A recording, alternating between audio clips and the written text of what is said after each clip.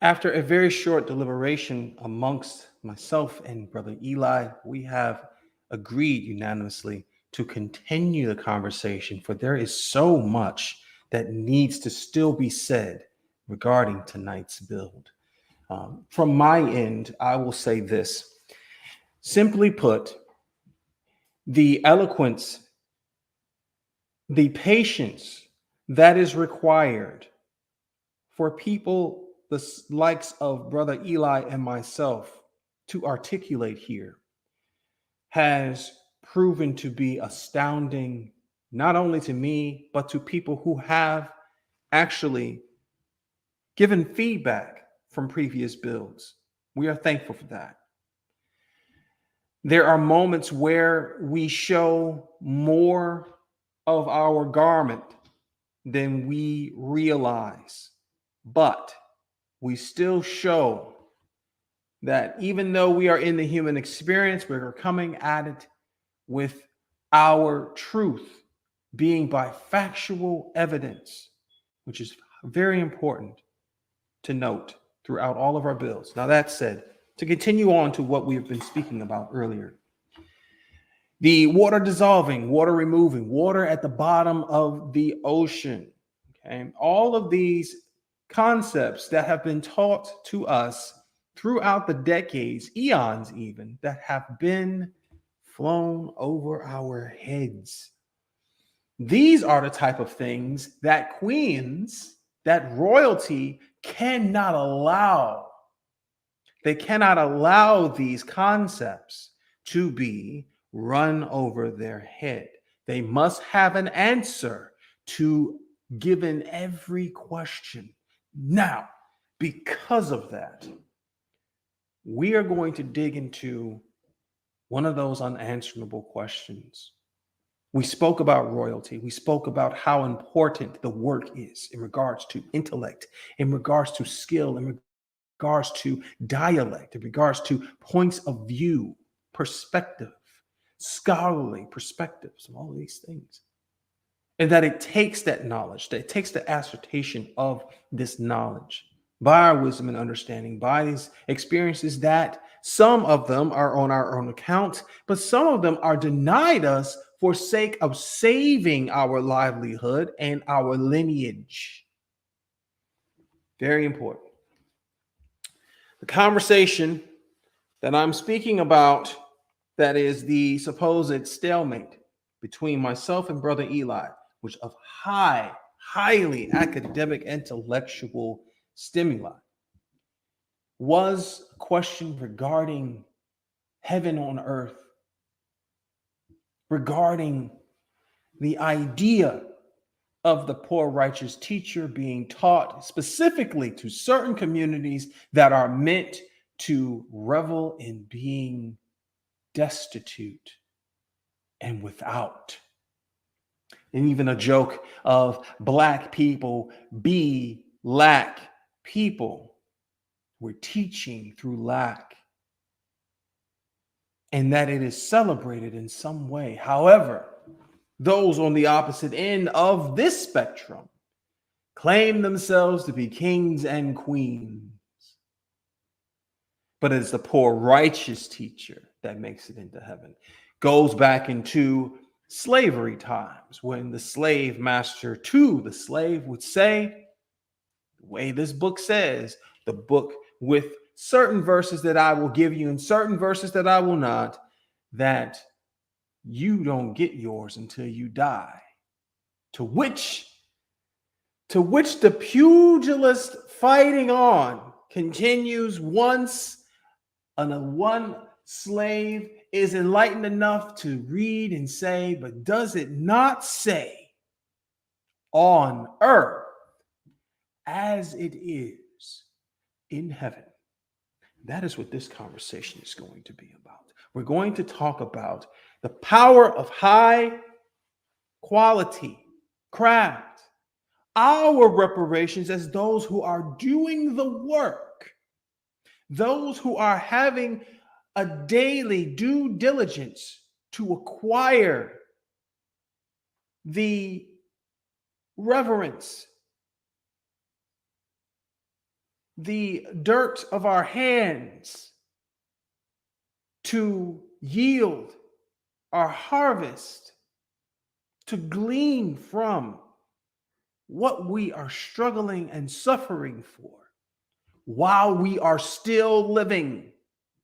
Not when we become martyrs, not when we are so old to ever even imagine enjoying them, but in our youth, in our good health, in our livelihood, enjoying what those who disregard knowledge, wisdom, and understanding get a chance to ascertain.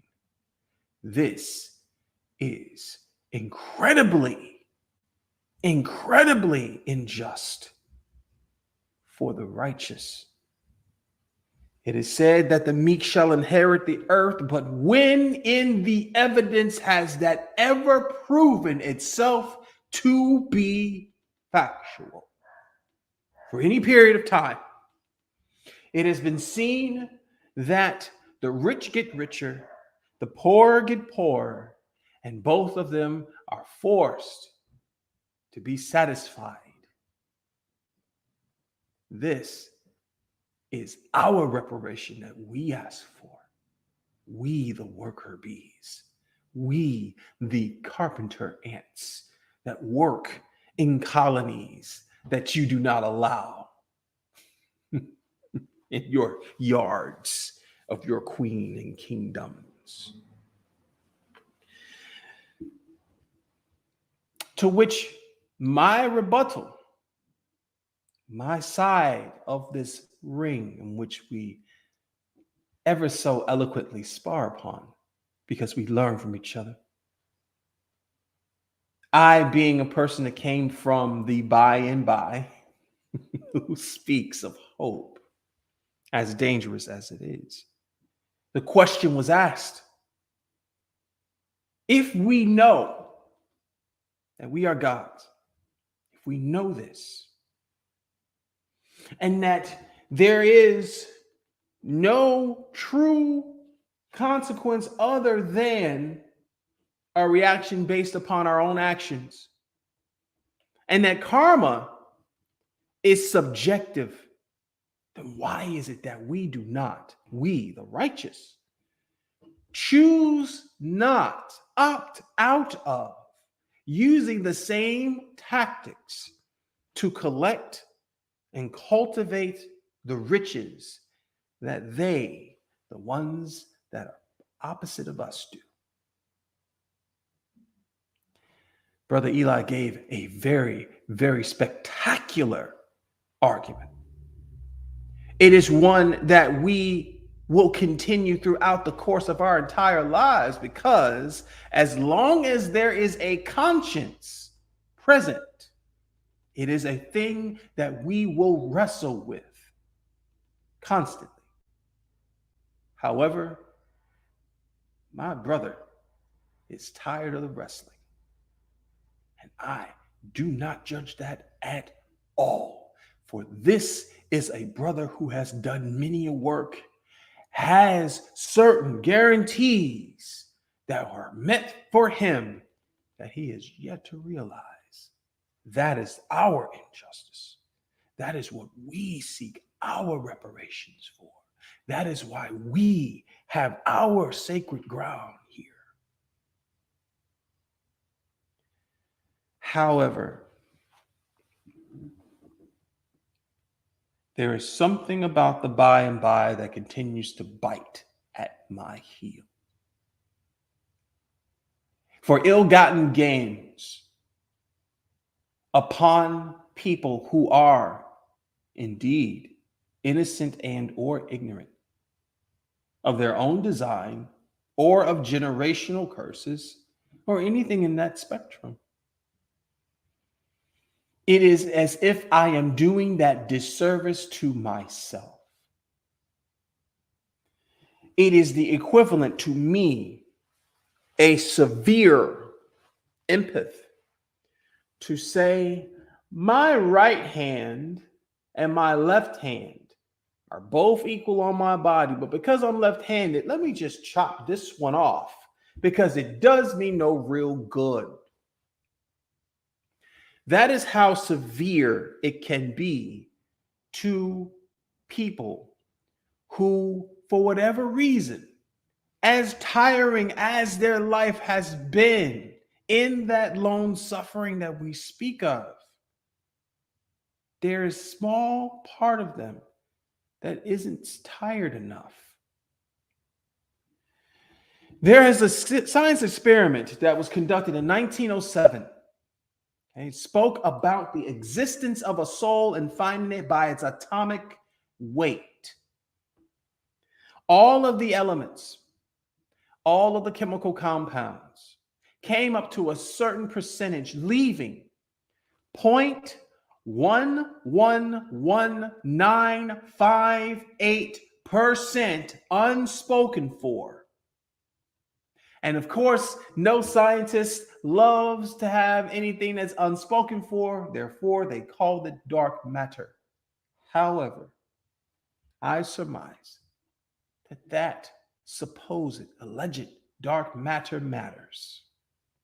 We talk about Black lives mattering, except the Black people are killing Black people. We talk about all blue lives matter, and yet we choose to defund the police. We talk about all of these things that matter, and we immediately anti-matter it. What about the antimatter that automatically matters?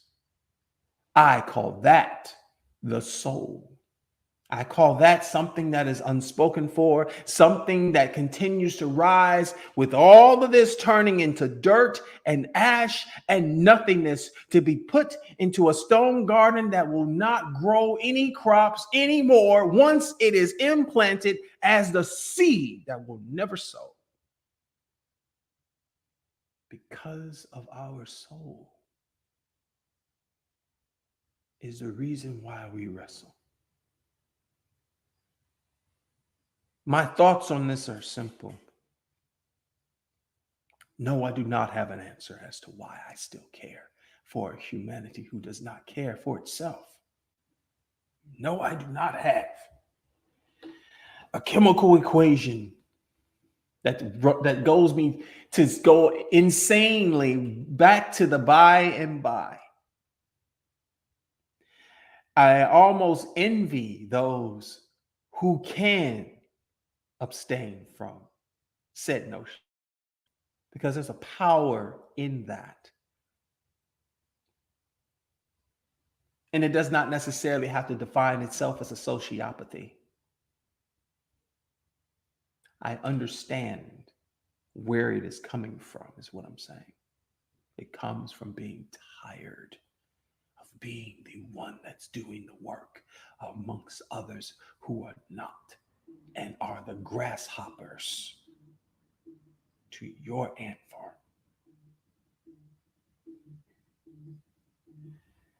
But as long as that 0.111958% still finds a way to carry this and be and express the way it does, as long as I can take everything void of that and place it in the middle of the floor and it does not make a human being, as long as that persists, I will continue to wrestle with that question. I have got to give time for Brother Eli to extrapolate that. It's due. And if it is something that I cannot give in the means of what he deserves, though I apologize, I definitely continue to do the work to find out how those guarantees can indeed be rendered to us, our reparations for our work. Brother Eli, if you would. Brothers and sisters, please remember, and you have to be honest. Now, months ago or weeks ago, I explained something that Brother Michael and myself, we're not puppets. We have total respect for each other. Now, a few minutes ago, if you heard what Brother Michael said, did you see me get up angry, get bent out of shape or said anything, because we are honestly here to learn from each other. Remember, we are not in this space suffering from immaturity. So that's why it's good to be in a space that you can freely give, because we are students. So his rebuttal is real and my statements are real. So I like Brother Michael and myself to go back and forth a little bit on that particular subject to show you guys how we have just a conversation, because existence rules us all. We are observers. We trying to learn. We do not have the absolute answer. So, Brother Mike, I have a question. When it comes to royalty, the people, how do we honestly know that they swindle their way to riches?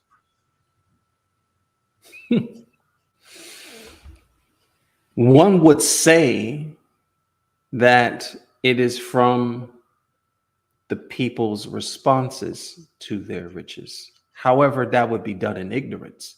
That is merely a jealousy. That's an envy for said title, for said lineage. There are certain accounts of flaw that happen that can be recorded in the account of Queen Elizabeth. They speak about Princess Diana and her untimely demise, and how while she was alive, certain attention was given more to her than the prince. That there was a scandal indeed by her in means of an affair that was met with another affair.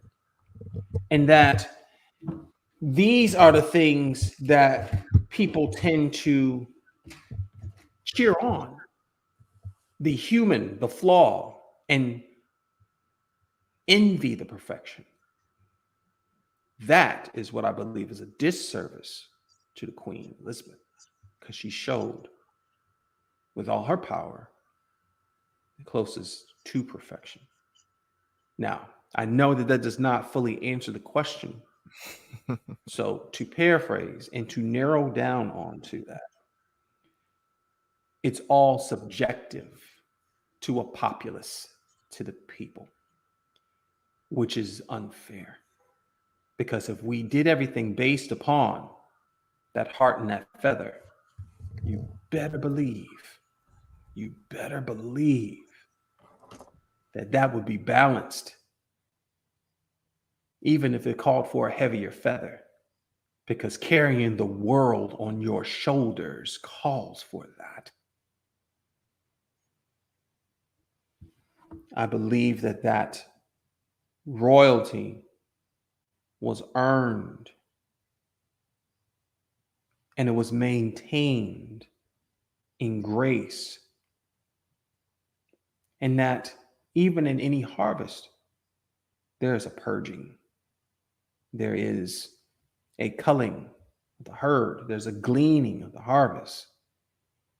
And that is exactly what a monarchy does.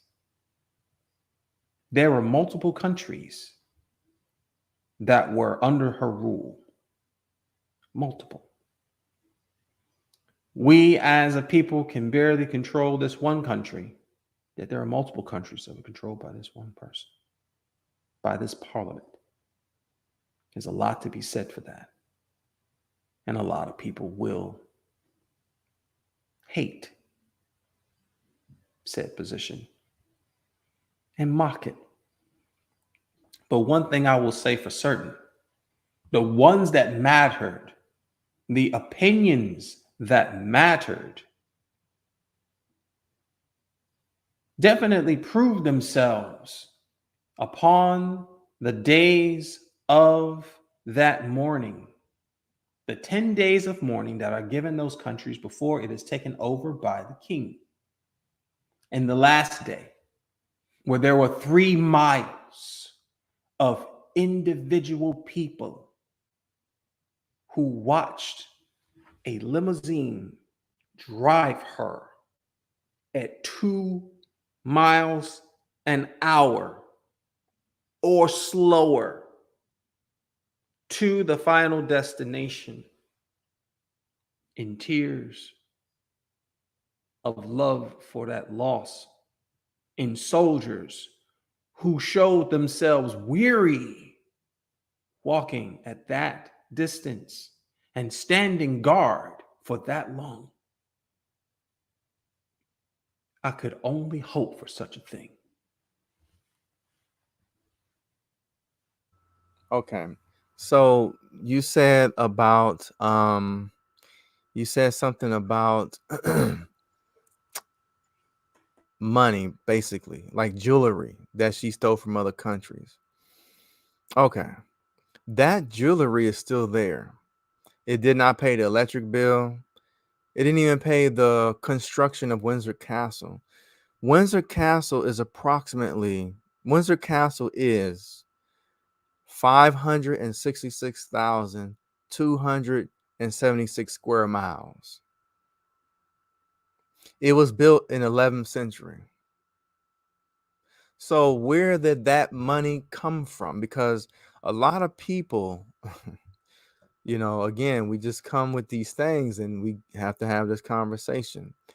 Where did that type of money come from in the 11th century to build something that size? Because people live in 2,000 square foot homes, 1,000 square foot homes, but this Windsor Castle is 566,276 square miles. And remember, this place was maintained for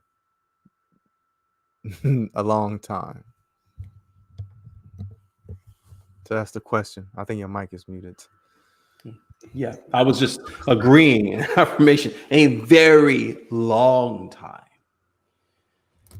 Well, what we do know in regards to wages, in regards to dividends of said countries, this is the gleaning that I was speaking about.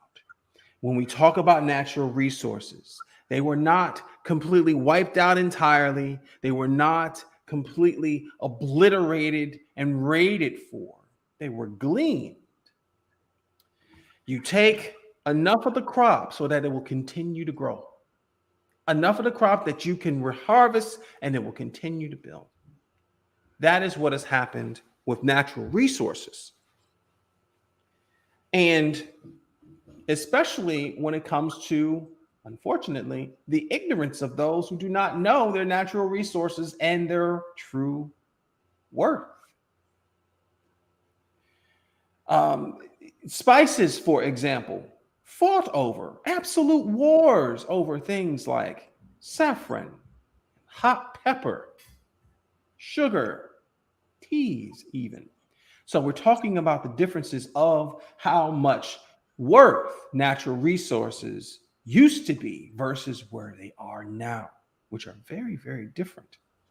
So if someone was to tell me that all of the natural resources came from saffron and hot peppers and tea, I would absolutely believe them, because in that time it had a higher value than what it does now. That it was not necessarily just gold or silver or bronze or platinum, even, or any of these other things that we consider highly much more valuable.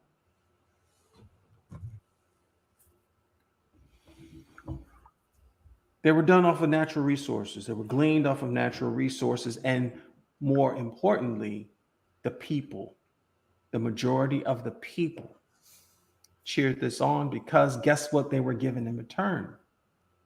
You're given health insurance. You're given the guarantee of housing to a degree. You're given certain guarantees. And that is why a queen is applauded and lauded, because they were all given some guarantees. Maybe not the same guarantees as a king or queen, but they were given the entitlement to life and liberty and a pursuit of happiness. Much grander design than what we were allegedly promised here. That is the reason why we have people who leave North America for other countries. That is the reason why we have people who moved to Canada once the COVID pandemic started. It's the reason why we'll continue to have that. Because we've been taught differently as to what the fascist regime is versus the democratic one, which is actually more fascist than a republic, more fascist than a monarchy, more unforgiving, more combative. It's funny how democracy has seen so much more death than monarchy. I would even challenge to find the numbers, the findings of the wars that are based upon democracy versus the wars of monarchy, because they would come to an agreement. They would come to a certain gleaning. And that's what made them kings and queens. Okay. So we know that they didn't have black slaves building for free this castle. So it had to take knowledge and it had to take finances.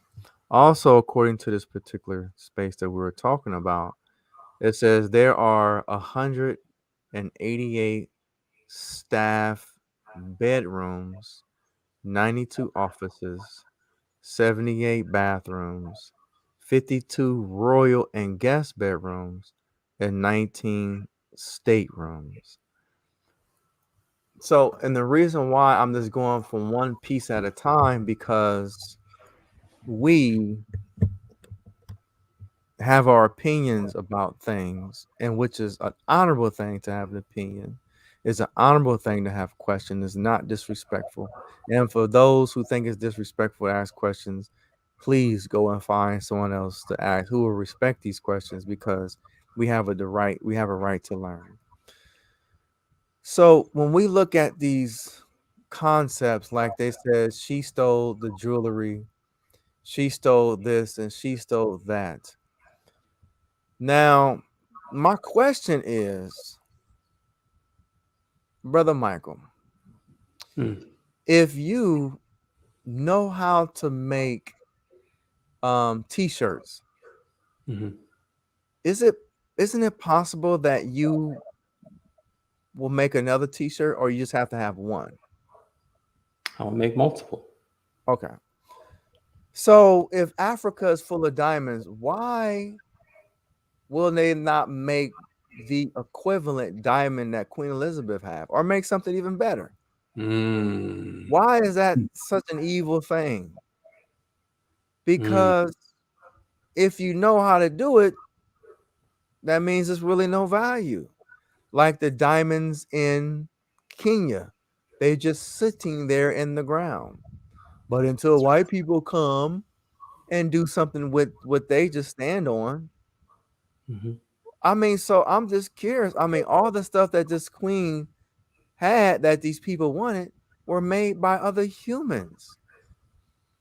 So what is wrong with making some improving on what she had? Make it better.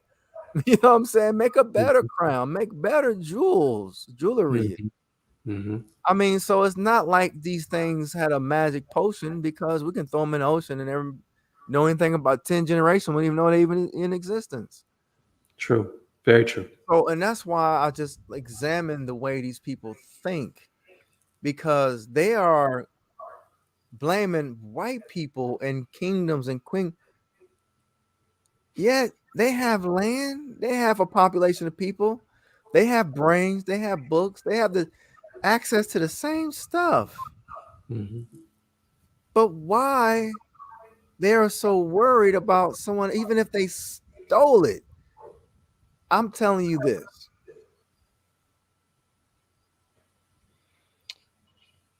They had someone to steal a violin that was worth millions of dollars. No, Mhm. a sword, a Japanese sword. Mhm. They went to the people who made, they went to the dynasty and the family who made that original sword. Mhm. They still had the same ritual. I think took about 7 to 10 years to make this particular sword. And it Mhm. gave the originators and their children the ability to improve their craft. So they didn't huff and puff and go down the street worrying about the sword that was stolen. They went to the originators to see if they still had it. You know what I mean? And what is Mhm. wrong with that? What is wrong with saying, look, someone stole the sword, but I got money to pay you so your family can live. But let me see what y'all can do in today's time compared to the old time. What is wrong with that? Mhm. So you have an option. You can complain and says, give me back what was stolen. And then there's nothing wrong with another group saying, yeah, they stole it, man, they got it. But let's try to build something better, Mhm. newer, Mhm. finer. Let's go do it. Mhm. Instead of sitting for 300-400 years complaining, which they can do, but everybody don't have to beat the same drum. So my question Exactly. to you, brother Mike, again, Yeah. why these people that complain about these people robbing and stealing and all this kind of stuff, why they did not do the same improvements in their own space when we get the same 24 hours a day, the same weeks and the same months, just like they do? Because they come from a mindset of lack. That is the simple answer. They come from a mindset of lack. They come from a mindset of being victims. For whatever reason, there is this imaginative illusion of power from sob stories that leads to minor breakthroughs. This is the reason why a lot of things that should not persist do. Let me give you one example. The Black Baptist Church that speaks about lack. I have actually watched yesterday Bishop T.D. Jakes in a sold out arena as if this is a musical concert in a sold out arena. People paid for this to watch him pass his baton of his priesthood to his daughter to continue the lineage of richness and the installation of lack. It is literally changing your thinking that will change the richness of your mind.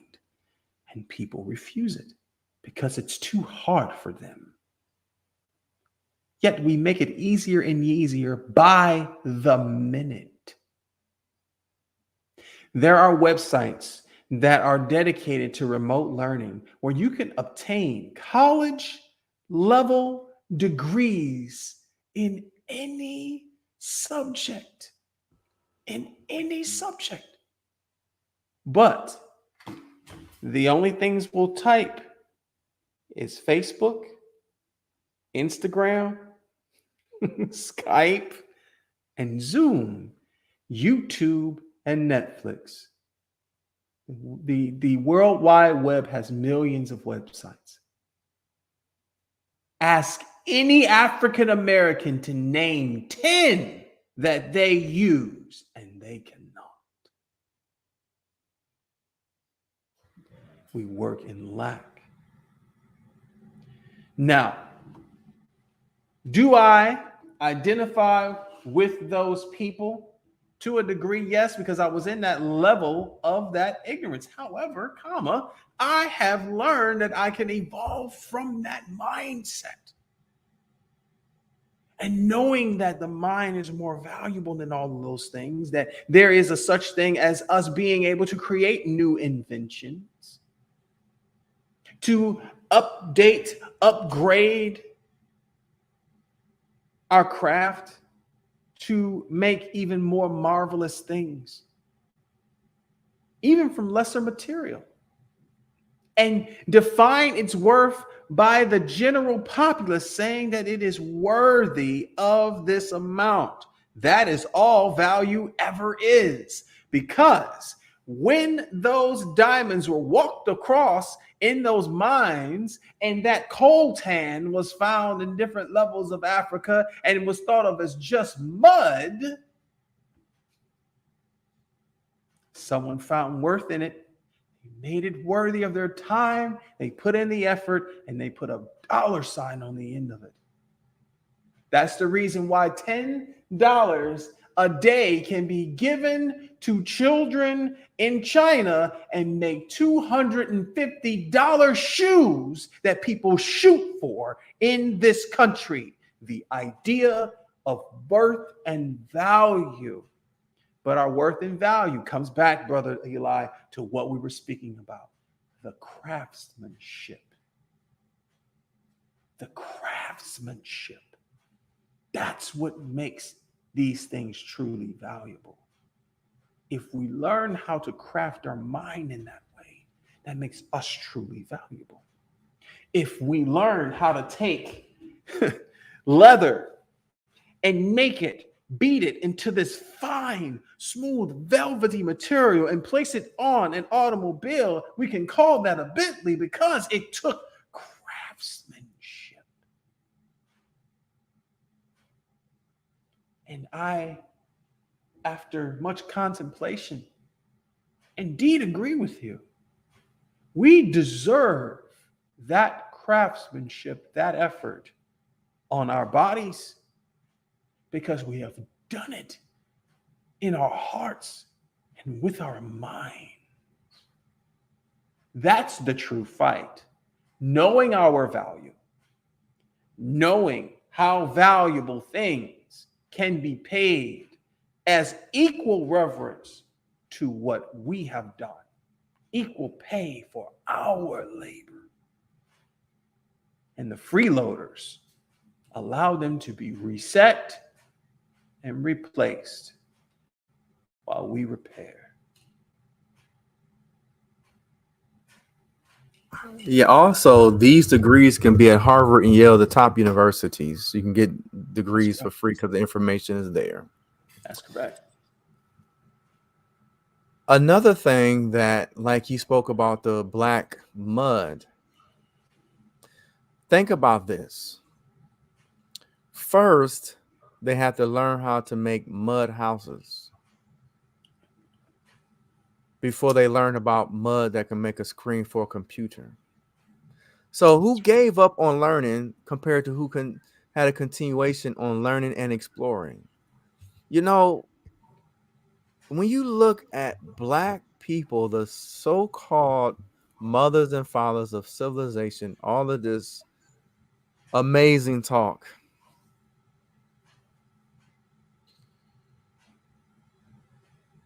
we are action-based. Now, I remember it was a young gentleman. I don't, say sons and stuff because they're children of God. I remember he's like, "Oh man, I want to help learn how to work on cars and do this, all this flim flam talk." Mm-hmm. So all we did was change the brakes on a generic car. He said, "I didn't know it's this tough." Black people.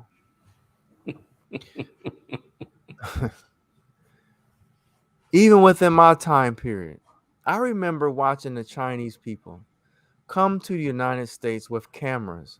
They were mocked and laughed back in the 80s. Even look at the movie called Revenge of the Nerds. They was just with cameras. Ha ha ha ha ha. But these people was taking pictures to take the evidence back to China. In the 80s and stuff, it used to be a lot of Chinese people like the Mexicans today. They were stuffed in one house. But they did the work to be in outer space. We was here at the same time. Mhm. I'll be watching these videos. Come study with me. You be having Asian children studying for 8 to 12 hours. Yeah. Studying. Yeah. I mean, I'm trying to figure out what is going on because we want to talk about Japan is taking over Africa. Who was first? Africa, I mean China. Who was first? Africa or the Empire of China? Who was first? Mm. Africa. And the length of time they were first. Thousands of years. Thousands of So years. Yes. all I'm saying is again, I love freedom of choice. You have a right to complain and we have a right to listen. I enjoy listening and I also have a right to ask questions Yes. because we talk about these empires and things of that nature. But as they will say, go and build yours. Because even people who want to complain about what white people went to our country and did this, Hmm. everybody will tell you anything from sports to war. It is tougher to go into someone else's area to defeat them than for them coming to your area. Yeah. Yeah. Even when you play in sports, the home court advantage, it is known. But look at the due diligence. And Hmm. yes, even if it's through lies and trickery, all that kind of stuff. But if it's through lies and trickery, why don't you educate your children about the lie and trickery so we can stop falling for the tricks? What is Bible wrong says we perish by lack of knowledge. What is wrong with advancing our knowledge? If we know white people lie and trick and steal and thieves, what is wrong with creating a fence that combats lying, cheating, stealing, and thievery? Because people talk about cryptocurrency, but cryptocurrency try to move around the central banking concept, Hmm. through blockchain. What is wrong with trying something? I'm not saying you have a right to agree with it, but I'm a person that, hey, I like to watch people at least try. At least they try to bring something new. Yeah. I mean, I really adore these things. I really adore even thinking about the butt babies. I mean, brother Mike, think about that. You have a bunch of people who had to learn because before the butt babies came into existence, Hmm. you had to learn about putting babies in test tube babies, which is a serious knowledge. You can't wake up one day and just have a fetus inside of a doggone tube. They grow ears and tea tree little things. What is Yes, they do. yeah, that take a lot of studying, and you can't study 1 week. That's many generation of minds that's building on top of each other. Hmm. You see Hmm. what I'm saying? So the thing Hmm. about it is like we talk about the people who talk about the manipulators of herbs and plants and fruit. Hmm. Look how much many hours that they study the plants while we party. Why these people studying the plants, spend a tremendous amount of resources studying these plants, Hmm. yet we partying, dancing, dealing with foolishness. Why the universe can't supply them with the knowledge to make seedless fruits? I don't see nothing wrong with that. Hmm. Why that we can't spend enough time maintaining fruits with seeds? Why they spending the generation of knowledge, the millions and billions of dollars of research and the facilities. The number one, they had to build these facilities first, would take millions of dollars.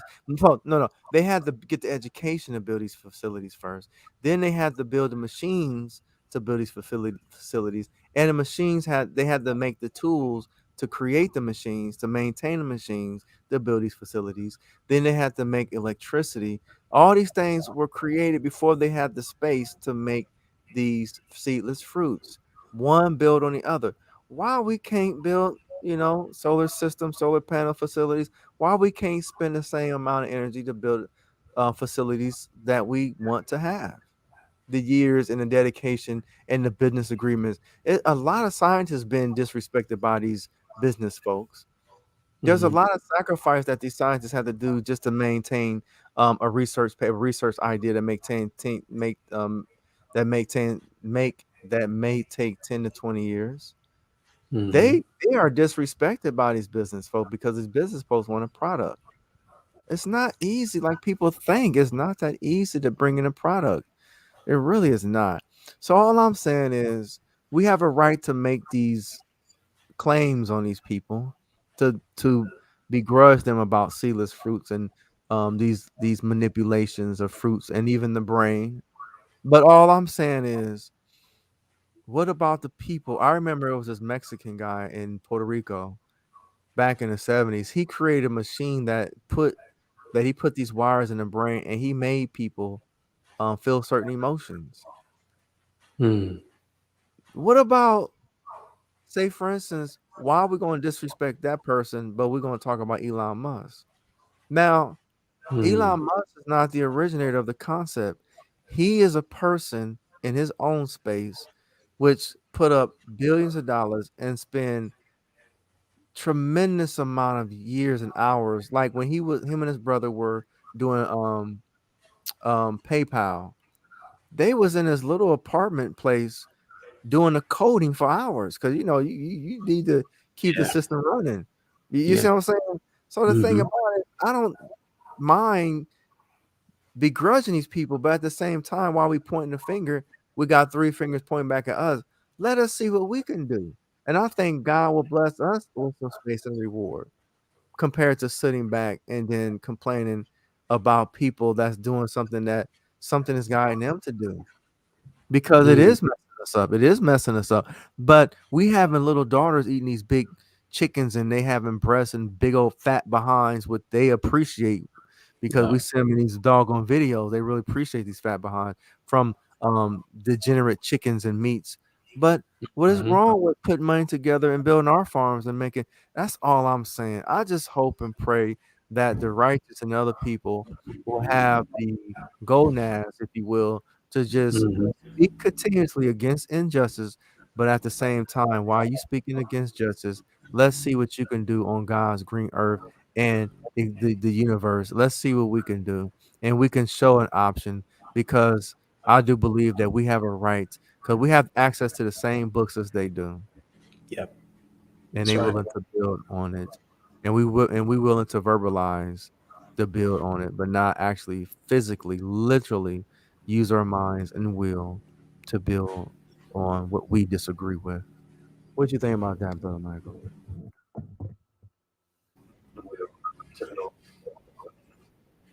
Hmm.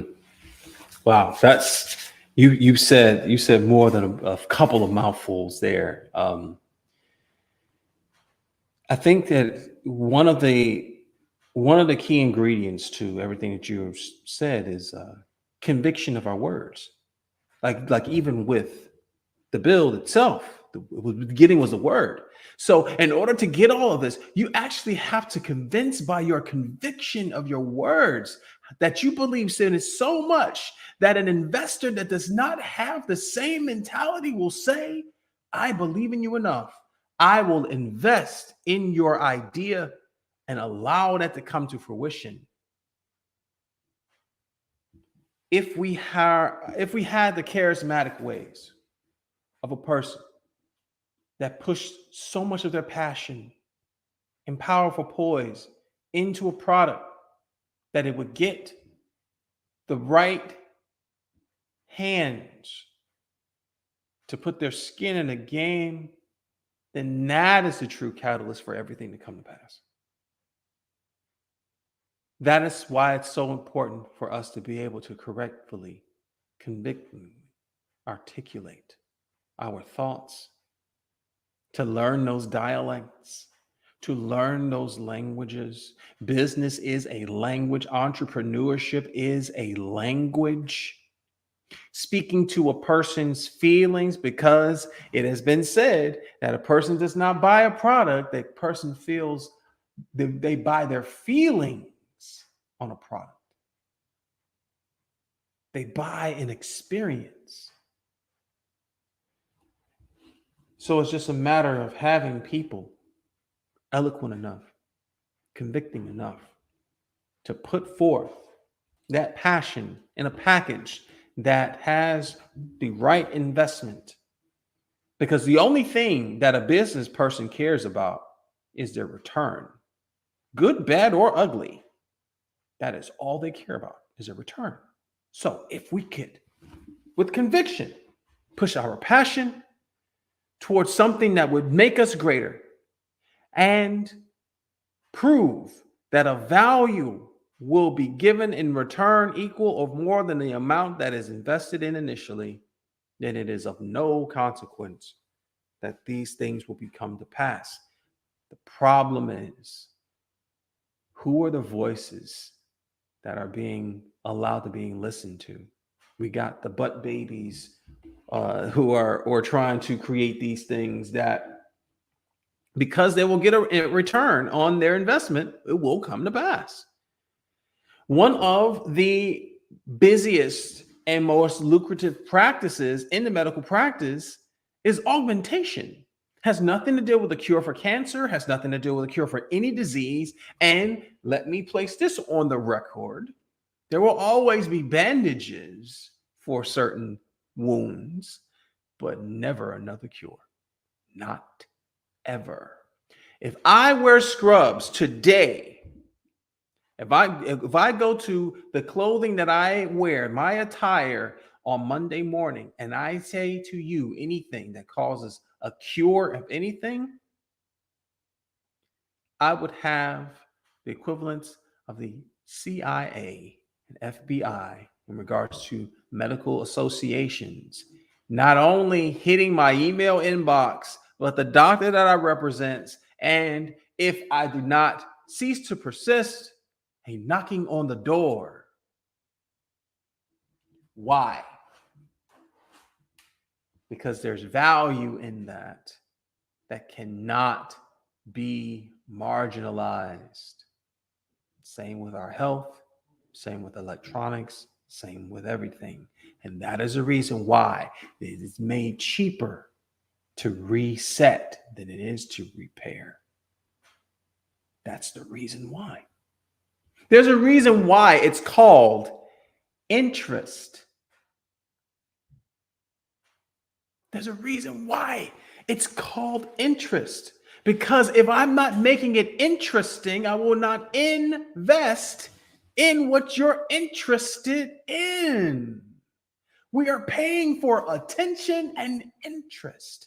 We call it currency. We call it crypto. We call it the dinar, the dollar, the yen, the euro, the pound. But in essence, what we are doing, because they will all be reduced to plastic anyway, but what we are doing is talking about how I can captivate your attention, because that is what you are paying for. I want you to pay attention.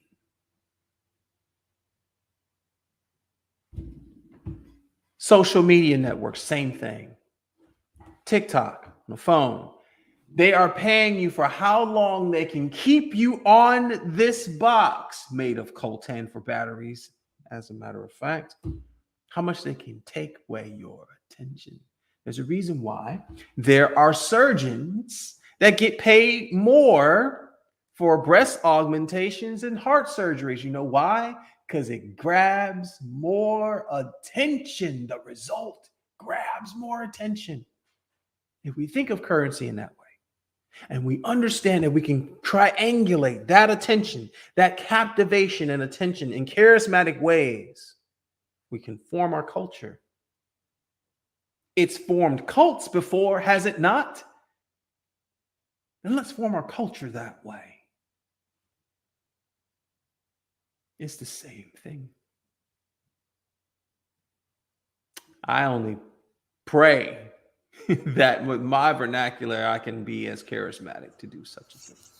Yeah, brother, that is very, very, very powerful. Interest. Spark the interest, the curiosity. Even remember in the Gnostic scripture, Sophia, she failed because her curiosity killed the cat. That's right. But I'm so glad that you recommended that to me. Our brother God recommends to us to study. um, I'm thinking about when we talk about cure. This is one thing that I cannot relate to a lot of humans. You have to forgive me. I can't relate. Yeah. When you said about how they would treat you if you used the word cure, Mhm. I don't understand that everything in English was made up out of scratch, and we all agreed to the definition of these words. Why we Yep. just can't create new words? It's like when I was a part of an organization, we created our own words. Even in some relationships, we was creating our own language and our own alphabet. You have a right to do that. Like, and that's why I'm saying Mhm. to the alphabet community, is that a respectful or derogatory term? Alphabet community. I would No, say it's respectful. Yes. is it okay? To the community who like pronouns. I always talk Mhm. about the word the marriage. Why not create another name? Why you have to use the word again? That's I don't comprehend. You will spend more time to Mhm. worry about the name marriage, the word specifically, but you can make a new name, but you can have the same principles. And they say because the Christians say, well, you can't use marriage. God, well, yes, that was made up from God. So the pronoun community make up a new name and then put your own definition, and we'll put it in a dictionary. That's why I'm Mhm. every time I hear that, I'm like, why we gotta force feed again, you can do whatever you want, but these are my internal thoughts. So I'm not judging. I'm just this you listening to my contemplation. Mhm. Make up a name. You don't have to use the word cure. You can use the word Baba Booba. It doesn't Mhm. matter. Mhm. She was completely Baba Booba. And since we all agreed the definition, like, whoa, thank the Uber Uber for Baba Booba. It's But a it have lot the of truth to that. but it have the same results. She do Yeah. not feel the same stuff she was dealing with. They made up these names. We could make up our name. What, sister? You need help? You got problem? We're gonna give you some to Baba Booba. But Baba Booba, we're gonna charge Yeah. you $2. We're gonna charge you 2 inklings and 3 inklings. Okay, here go your Mhm. 2 inklings and 3 inklings. Here go your Baba Booa. You Mhm. take your Baba Booa every other syncretiquity. It doesn't matter. Everything is made up. And if you have a community, you have a right to make up your own language, your own culture, your own folkways. You have a right in the time and the space to do it. And that's what I'm saying. And that's why when I go along with something, I go along because I know I have a right to do something else, but I don't do it. So that's all I'm saying.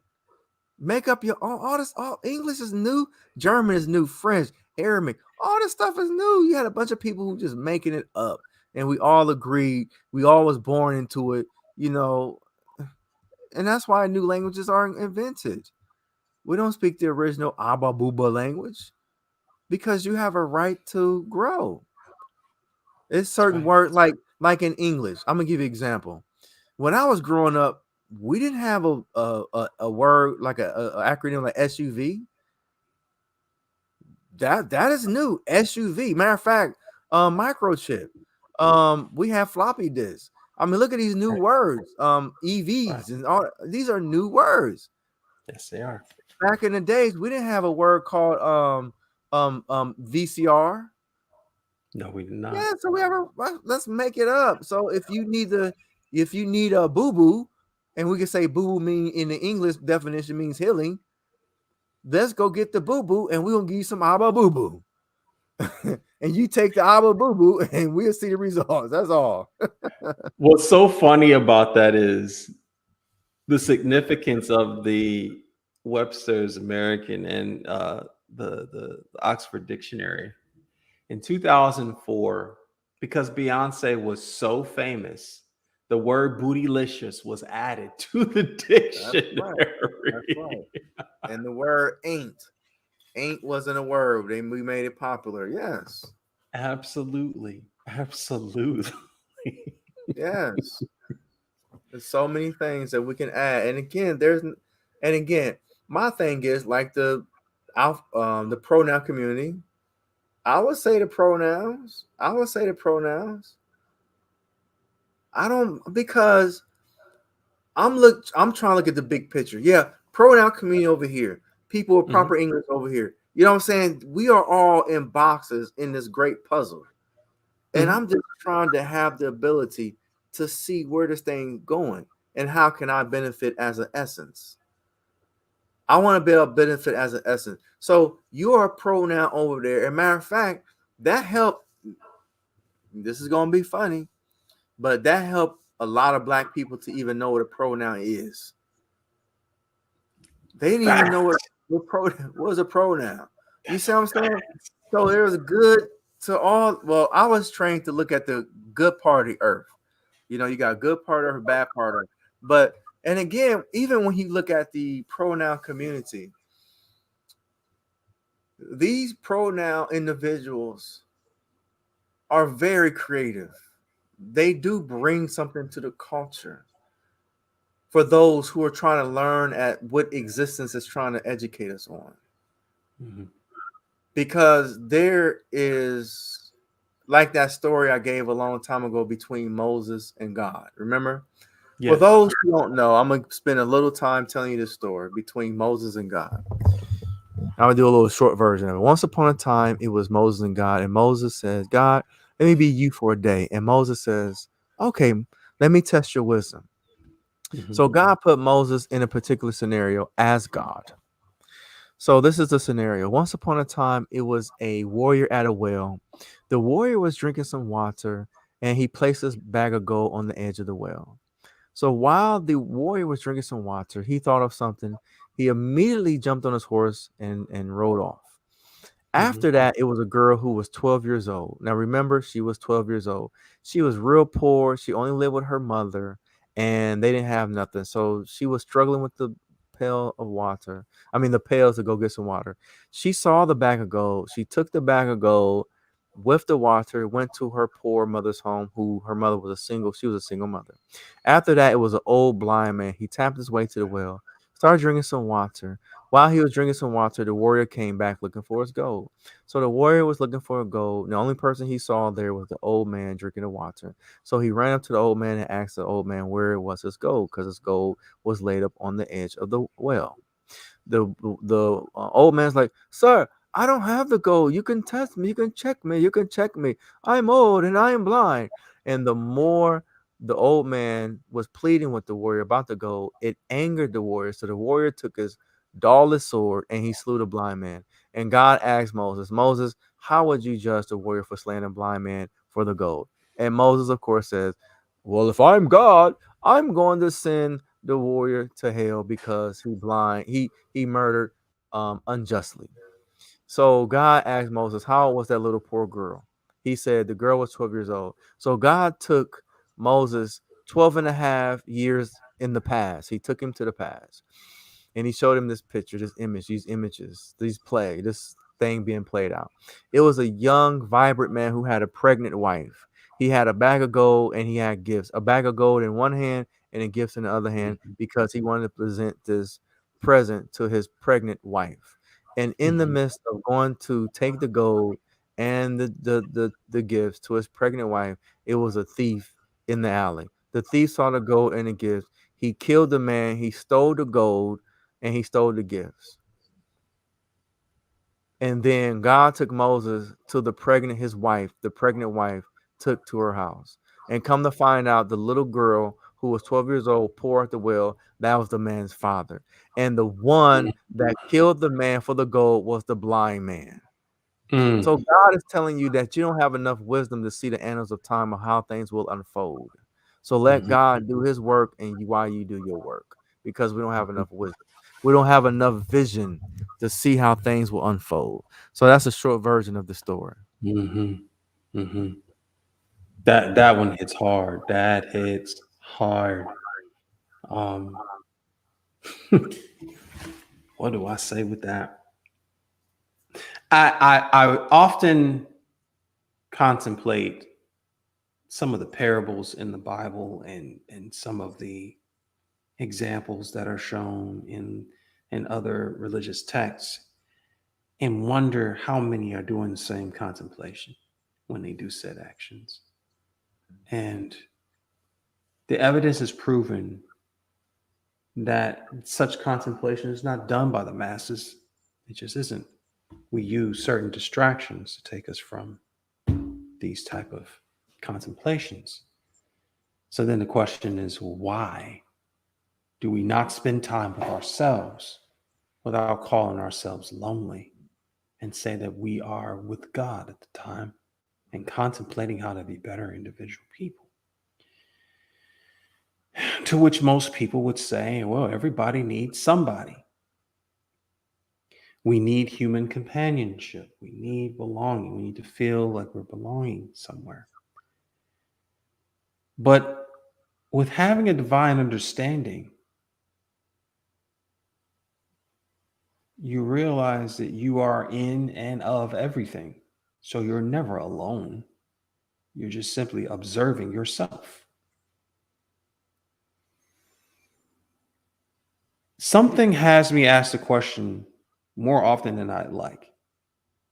If everyone on this existence thought of everyone else as themselves, would they do the same things that they do? Whether it is for alleged ill-gotten gains, or what's in it for me, or self-gratification that only lasts for a short time. If we saw each other as ourselves, not the golden rule, do unto others as we would have them do unto us, a platinum rule, do unto others as if I am doing it to myself, then maybe we wouldn't have the same kind of discord in regards to what is or isn't ill-gotten gain, because it wouldn't be done. It'd be more collaboration than anything.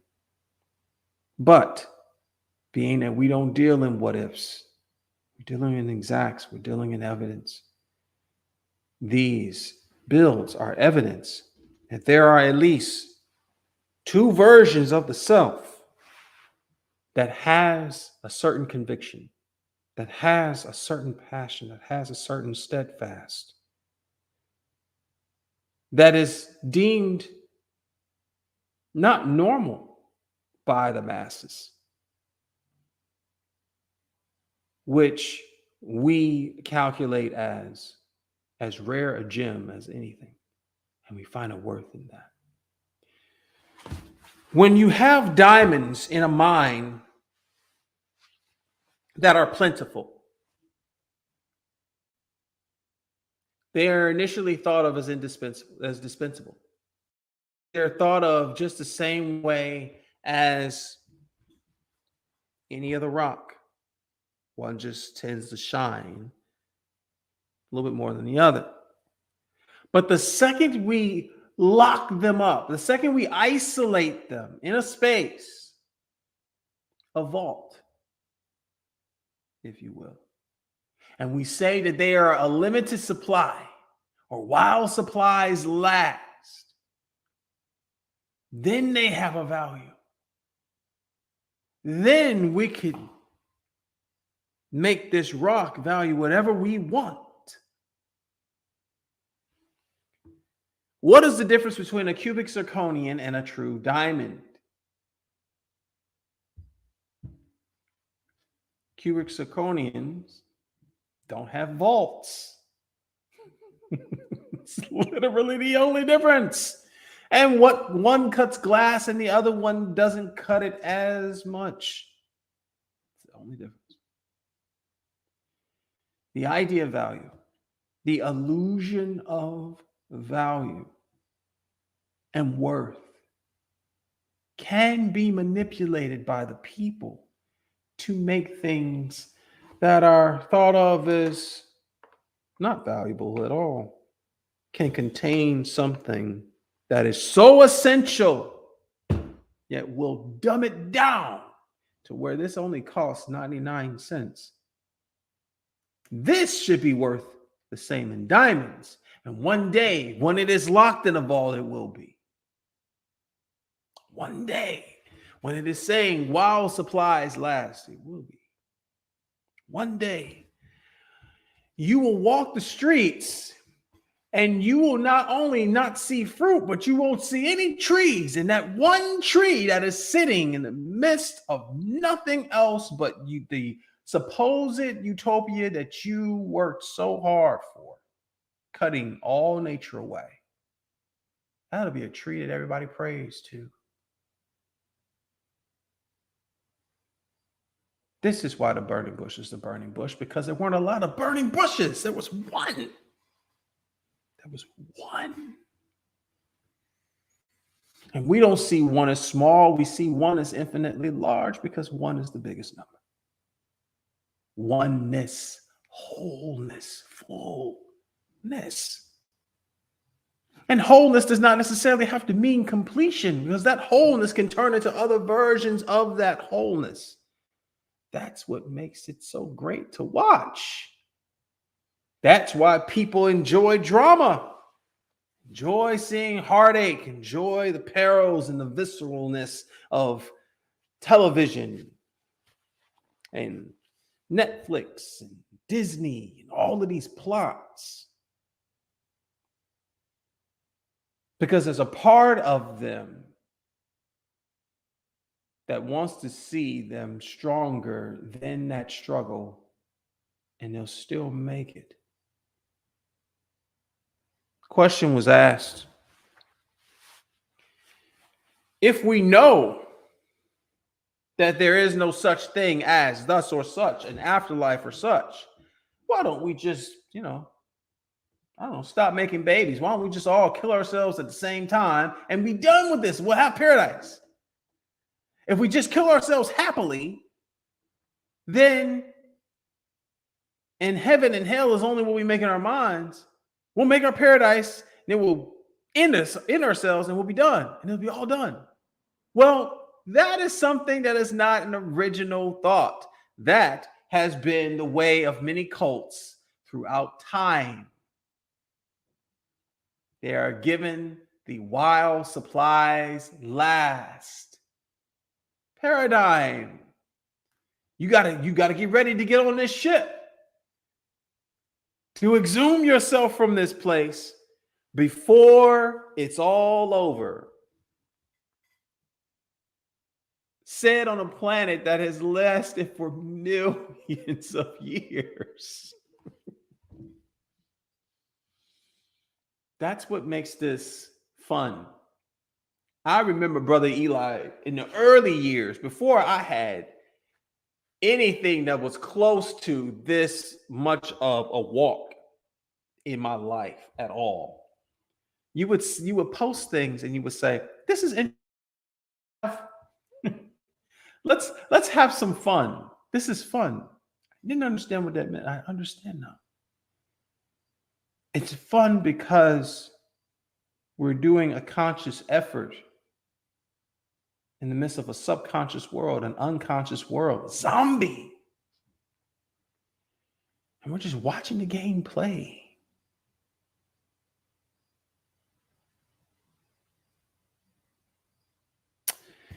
Hands on the chessboard do not argue with the pawns or the queens or kings or bishops or rooks, because they are what they are. They're inanimate until we say so. Here's where I'm going with this. Some people have seen depictions of God and devil as two players on a chess game, and they're just moving the pieces. We have fraternities, fraternal orders that will tell you that there's a certain decree and you must walk in pomp and circumstance in a certain stiffness that emulates chess pieces. And that the ultimate architect is doing all of the building. However, we call ourselves the build. Why? Because we too are architects.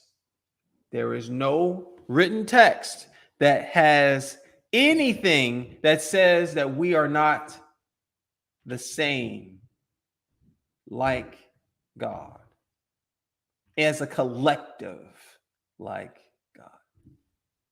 And yet,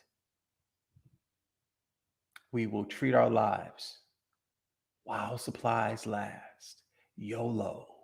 You only live once, and we'll do all of these detrimental things to ourselves and each other. And then pray for salvation in the sick room. This is what the church teaches, whether they like it or not, they know it or not.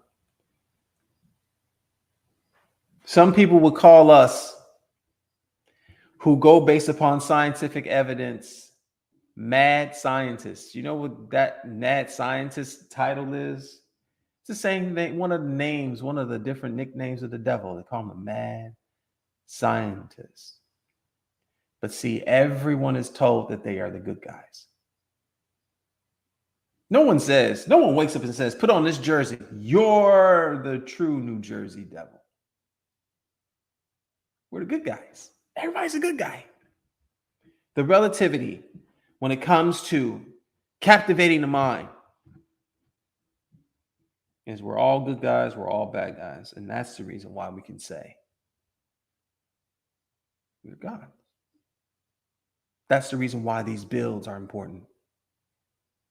And all we're doing is showing you who are watching right now that you too can have these builds. You too can have these contemplations. You too can be that interesting, to be appreciated with value to yourself in your charismatic ways, to become better people. I have been amazed tonight. Brother Eli, by the conviction that is shared here, we have not just bared the experience of one build, but we did two in a single night. It is 1 hour and 17 minutes and 3 seconds and counting, and I am still not tired. It's funny how that happens when you care about what you say, what you put into the universe, what we choose to manifest. It's an amazing thing. I'm appreciative of that amazing thing. And that's speaking to the soul of ourselves. Not just to hear ourselves talk or think out loud, but no, to cast forth ideas and ideals to someone who's willing to invest in becoming better themselves. I'm thankful for what we do here. I truly am. I am thankful as well. I just wanted to say that interest and spark that was very very powerful. Another thing is,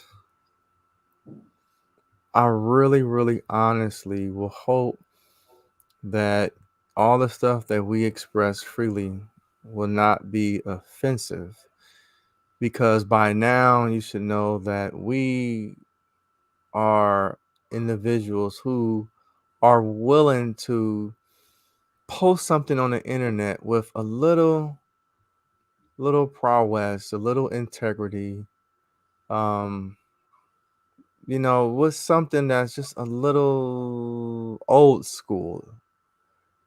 And I hope those today, tomorrow, and the days in the future that will appreciate while you had an option to listen to people who will get offended and argue on the microphone on TV, and then you can come over here and watch individuals who have different levels of understanding and are willing to express them freely, and at the same time will not be judged nor persecuted for these levels of observation that we have, because that's so important, to create a space that people can feel free to genuinely express themselves, and they knowing that they will not be judged consistently, because you can be in places and people can be good one day and then mean the next day. But we are being like the sun and existence itself. We will not consider you as an individual only on some days. With the best of our ability and the time that we are allowed to have, we will appreciate your understanding and existence permanently. And that's why those who would like to join us, please come into the space that was created by something that's greater than us to share yourself with the highest level of integrity, some levels of passion, but with control. Like the Bible says, God opened his hand. It was the showing of hiding of his power, but basically he was in control of his power, but he still showed it. So we do have some zeal and we show it, but it's still in control.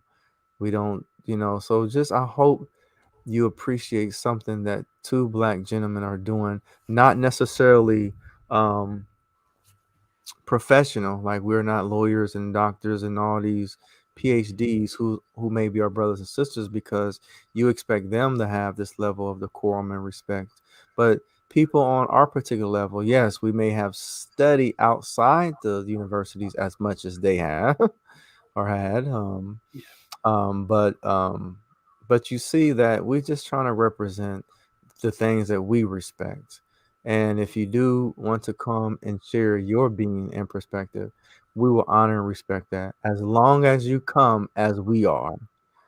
Just like when you go into holy places, just like when you go into the hospital, when you go into the emergency room, they will strip you and you're going to wear that gown.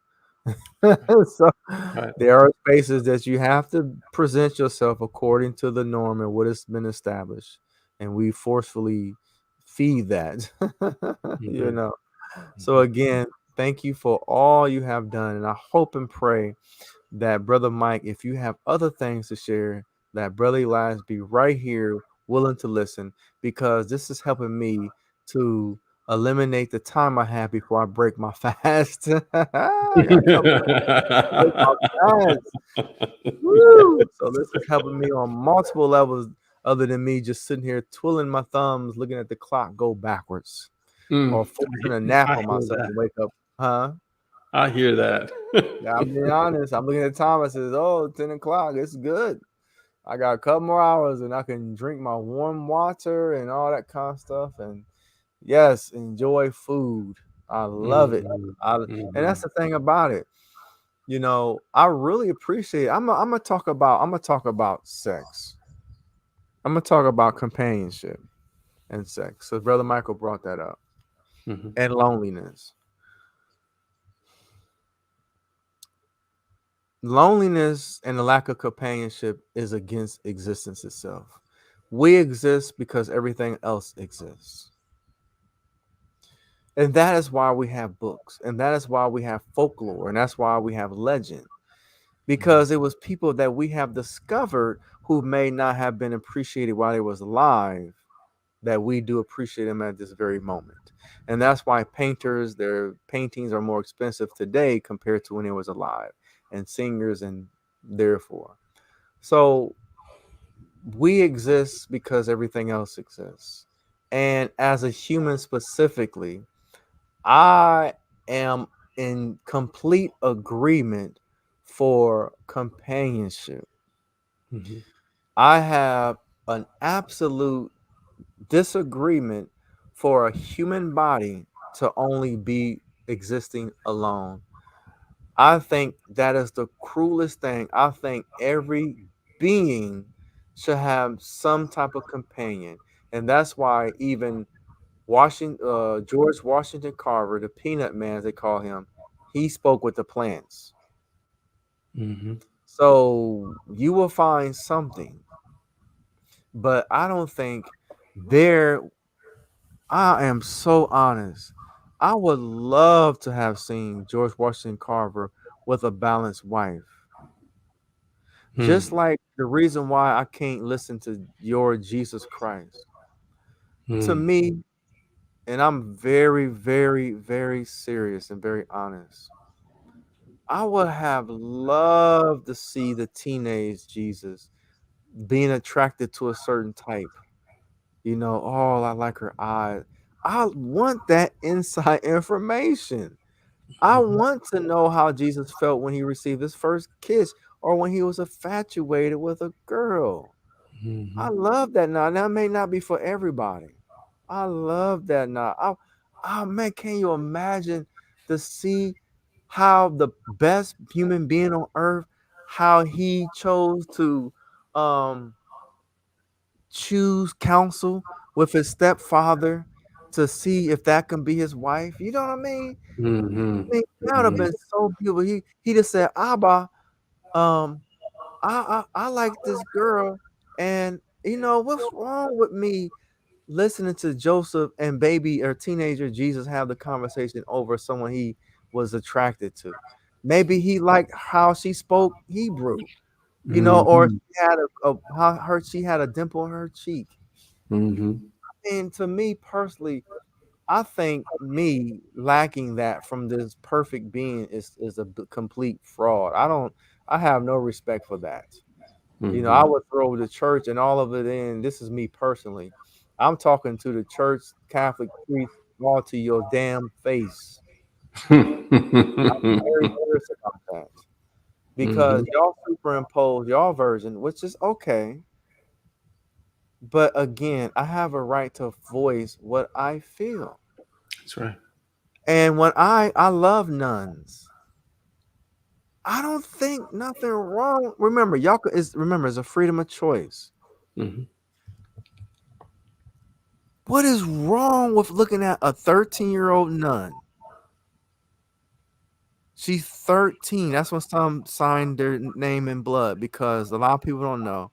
They withdraw their blood and they put it in a pen, a fountain pen, and they're signing their contract, and that's what I mean by written in blood. Mhm. Now I got books that nuns have baby by priests anyway. I got the books here. If I can find them, I'll show you. But what is wrong with having a pope and then having a wife to say, okay, if I'm a man, okay, like I know to look for that type of woman with those characteristics. I don't see nothing wrong with that. I don't see nothing wrong with Jesus Christ having a crush and having his first date. And even when he's finally married, the first night with his wife, the information that he's willing to share. I don't see nothing wrong with seeing Jesus and his wife, and then the camera go up and then the sunset. You know what I'm saying? Mhm. Mhm. I think love and sex and companionship is a beautiful thing, just like the God of the Bible. The God of the Bible loves sex. He having chapters on people begotten. You just getting busy. Replenish the earth.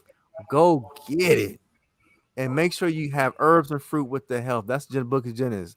Eat herbs, Mhm. eat fruit, and have all the sex and get knowledge. That's what Genesis. That's the original God plan before the second God. When you read the book of Genesis, it says get knowledge because Adam had to name everything. Eat herbs and fruit because animals, everything had to eat herbs and fruit and replenish the earth. That means unlimited sex.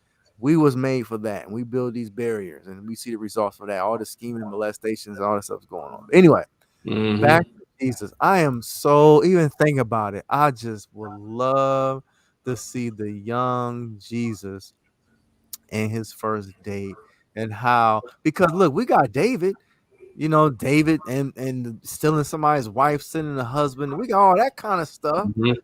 Why Yeah, we we get do. the knucklehead story, but we don't get the one who see that's what I'm saying. In the Bible, all these books are full of which is okay, but it's full of knuckleheads. But what if Mhm. somebody actually doing it right? Mhm. If Jesus Mhm. is the second Adam, Adam was married. He had a wife. He had two wives, Lilith. So what's Mhm. wrong with Jesus courting somebody? They have dates, and he put a date in his mouth, and then he kissed his wife while they was chewing.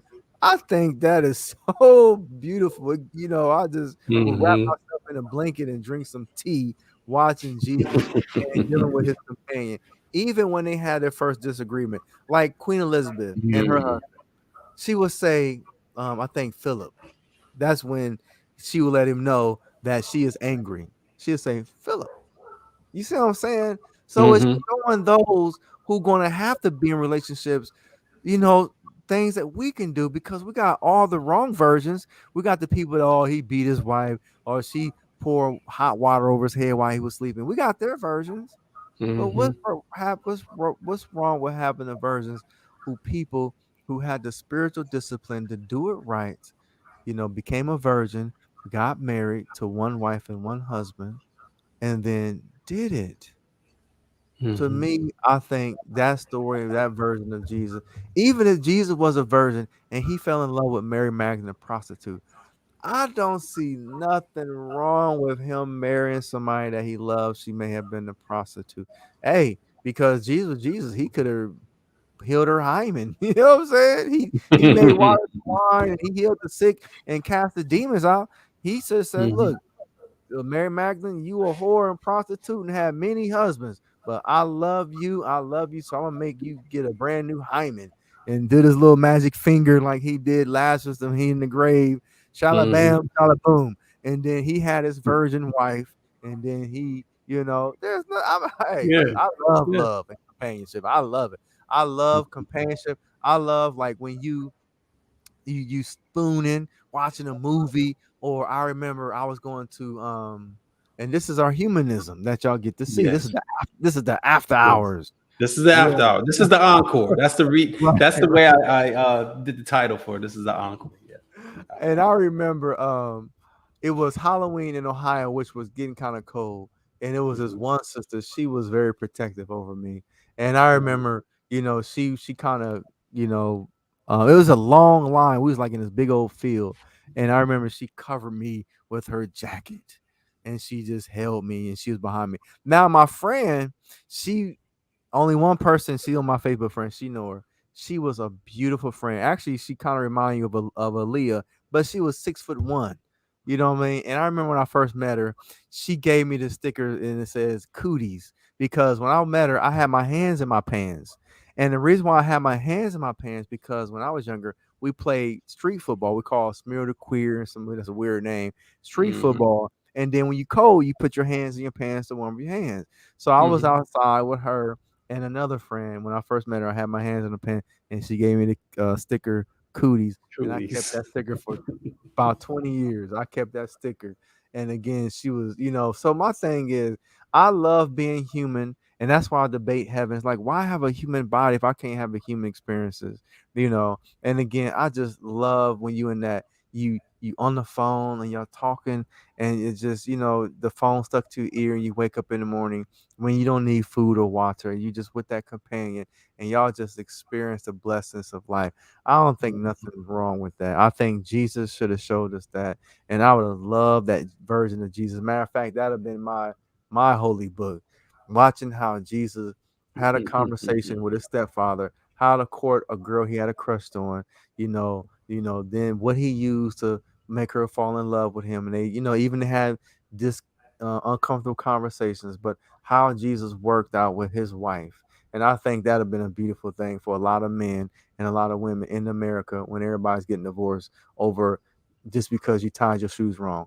And yet they're having these $400,000 weddings and these $200,000 diamond rings.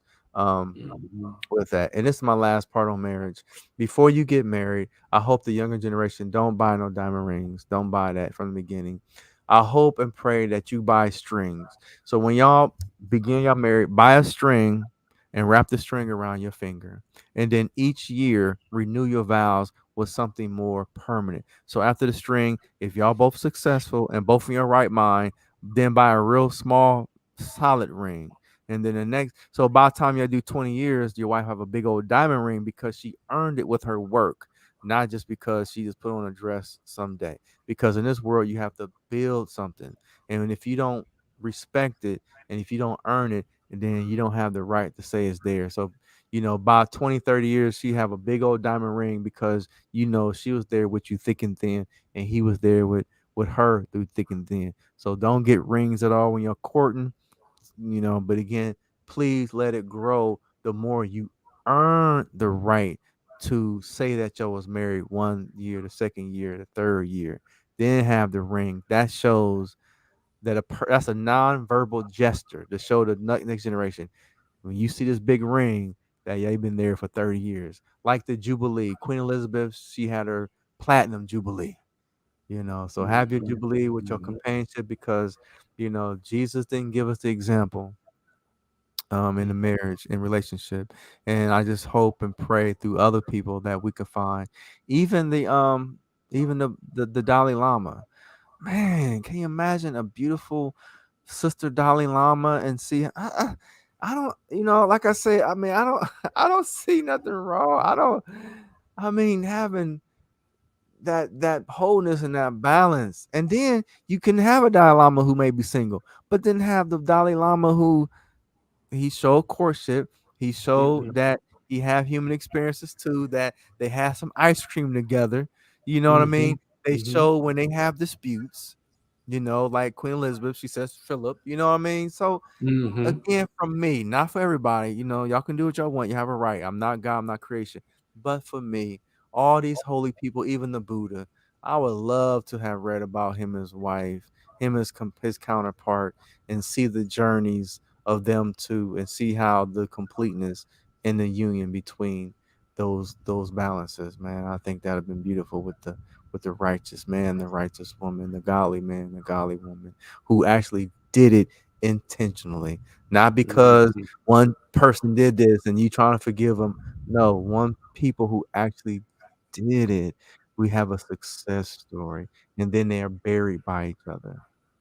Or Mhm. we videotaped when the wife died one week or the husband died one week, that he came and got her, and then we saw in a video that in our eyes she was reaching for something, but in her eyes she was reaching for a husband.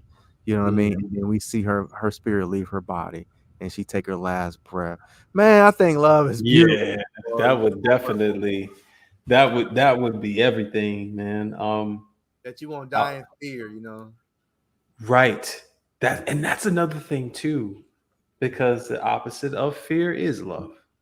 Yes. The second we start to fear anything, love gets taken out of the equation, man.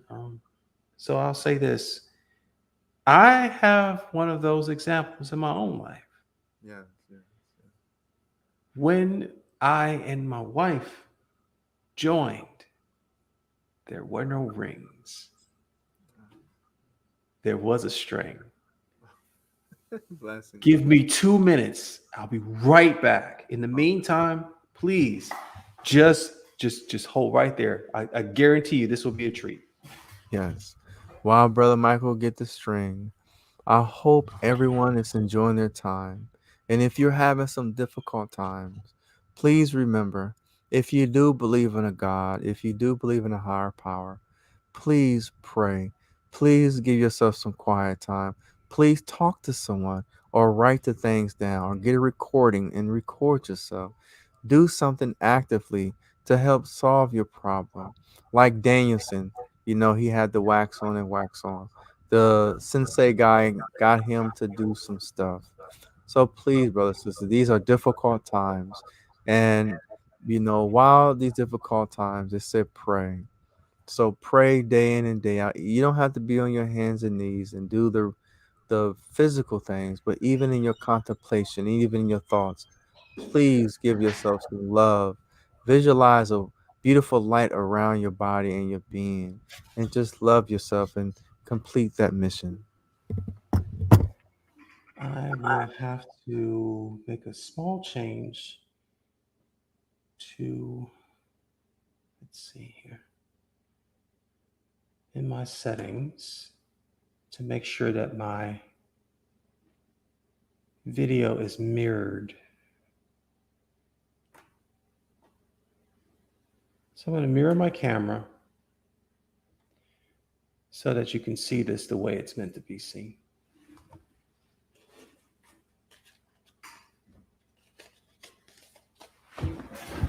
When we got married, when we were joined, we did not do it in a traditional way as going to a church and having a preacher pronounce man and wife, you may kiss the, any of that. No, it was done outside of our house in the backyard. We made a courtyard of it. The yard itself started with was heavily littered.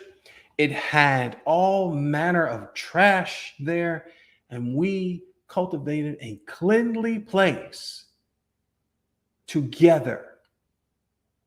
And that's where we had our ceremony. And this was given. It says, for you on this blessed day. It was a candle that was given as a gift. I have carved and charmed this candle to bring joy to the gift of your divine union. Burn it at sunrise for 7 days in a row with a bag of herbs and magnetic gold sand, along with the gold lodestone to ensure joy and prosperity in the coming year. There are also inscriptions here. The Wanjo of joy, which looks like the P of Peter. The X, the Gifu, or the gift of partnership. The signs for Venus and Mars, which make the man masculine and the woman feminine properties. And the divine number of the goddess, 5, power. We were wed with this.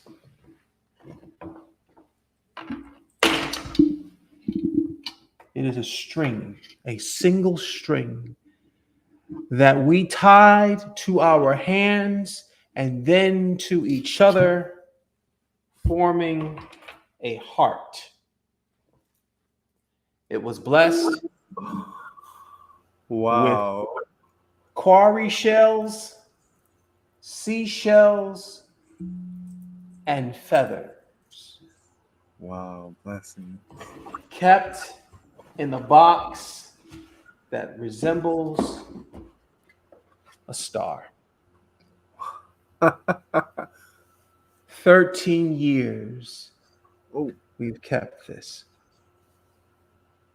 brother, I have to say something. Yes.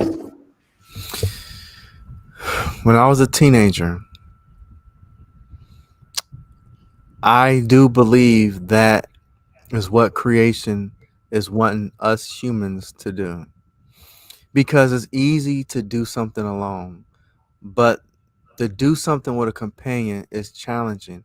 And I think when we are successful when it comes to a marriage, that we will get the opportunity to have a greater responsibility. Now, I'm gonna give this example. Remember, it was a movie. A movie, it was a black princess. I think she was in Louisiana. You remember the name of it? The princess. Black Princess, Louisiana. Yeah, it's Let a me think. cartoon. Let me think. Continue to tell me the story. It was a but The she was Princess Frog. she won a restaurant. Now, in that movie, there were a lightning bug, a bug with a light. Remember, Brother Oh, I Michael, know exactly. Yes, I do the know lightning this. I bug. do know the And lightning. remember, Yes. the lightning bug was in love with a star. If you remember, and when the lightning bug died, it went to the star. Yes, it I did. never forget that. I saw that once. I never forget that. And I'm telling you, I honestly, even as a child, I really think that's why humans, we were separated as souls, even talking about soulmates, but Mhm. we have to, in physical form, prove that we can work together for a greater opportunity to Yes. learn. And Yes. that's why, that's what I'm saying. And that's really think the relationships. But I never, been in a situation that someone was wise enough to go through the journey. And yeah, so that's my thing. Even as a child, I really saw that, and that's the actual fact and truth. And that's why I really didn't play with relationships, deal with the marriage because it was greater than one lifetime. I really honestly think that's why we have certain challenges on certain levels because we are being forced to learn how to work each other as polar opposites, and Mhm. that's where you get energy. That's where you get the positive neuron and electron. You know what I'm That's right. saying? So existence itself.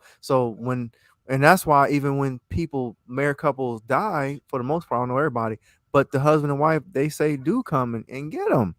You see what I'm Yeah. saying? So I think to me, growing up, to me, love was greater than just one physical lifetime. Honestly. Mm. And it's just sad that most people don't have that innate ability to know what is the truth of a relationship. That's why you think money, material things. No, it's not. That's why you never satisfy when you get the material things. But it's honestly how to cultivate the love to love. And that's why I take integrity and being consistently on high level of integrity to grow that true love. Mhm. Because even Michelle Obama gave the situation about Barack, and the people that's around her said that now it is okay to be angry at Barack for 10 years if y'all married for 40 years. See, Hmm. she's around people who may have a greater wisdom of what marriage is compared to what most people who don't have that success. And that's true Mhm. because it says for better or for worse. You don't see love and giggles when it comes to those words when you get married. It says work to tell you the truth. But that's one thing I really thought about that. And that's something when you have the star. And one thing I really because I remember a couple of pictures y'all posted when y'all went through the ceremony. One thing I do am honored. I'm so happy y'all didn't do it the so-called other way because we have a right to create our own traditions because a Yeah, man and a woman is a civilization of their own. So that's the right. thing that y'all did was perfect and probably even better than the other ways. Because if you Mhm. study the history of marriage, the reason why it's on his finger because of Father, Son, and Holy Ghost. That's why it's on That's this. right. So I'm saying, so they made it up, and we have a right to make our own things up, what we appreciate and honor. And that's why when you say it's in a star, that means that you guys are trying to go beyond the physical life in this experience, which has proven to be done if you're willing to do the due diligence consistently for a lifetime. And see, they didn't say one lifetime, but you have multiple. So, man, there's many layers to it. But thank you for Yes, it sharing that is. beautiful thing of the opportunity that you guys will have for maybe 1,000 years from now. Mhm. So if you can don't look at the moment because you say, well, this is something that we can formulate 1,000 years from now. Because again, neuroplasticity, even how y'all communicate, y'all can make your own private language. So when you Yes. create y'all have a it's like y'all can because the brain, the cerebral cortex will form into whatever you form it into. So y'all could even have matching brains. And that's why when you look at companions who honestly been together consistently, they move the same, they talk the same, they kind of assimilate to one being. When you speak to one, you speaking to the other. Just like God. So it's Yes. just layers to that, brother. Yes. Thank you so much for I can't say you. I thank God. I thank God for Yes. the union. I thank God for the test of time in that union and proof that that union, even if it is just with me and her, it's proof that it exists.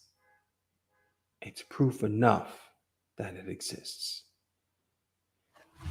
Oh man. And I'll be honest, other than moving from house to house, state to state, it's the only times I've ever touched this. It stays in our closet. There's an altar in our closet. And at the highest level of the altar, the star stands. It Wow. stands on its own like that. Wow.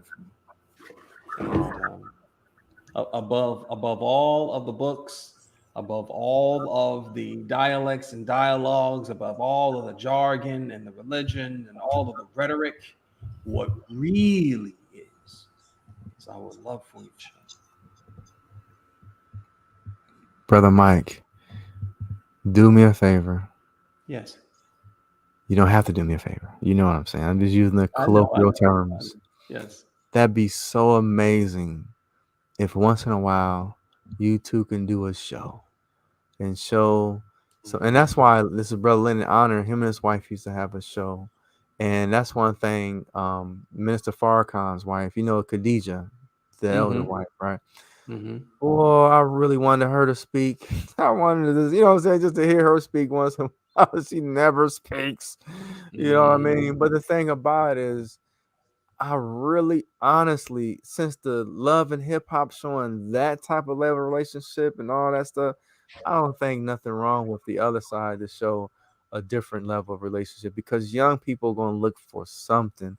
And if we exist because everything else exists, I don't think there's nothing. Again, you know what I mean? You don't have to, but again, that is such a beautiful thing to at least have a 1 minute clip or 2 minute clip or something that y'all can show the world and give the super highway, the internet, something of how companions can do certain things on their own terms.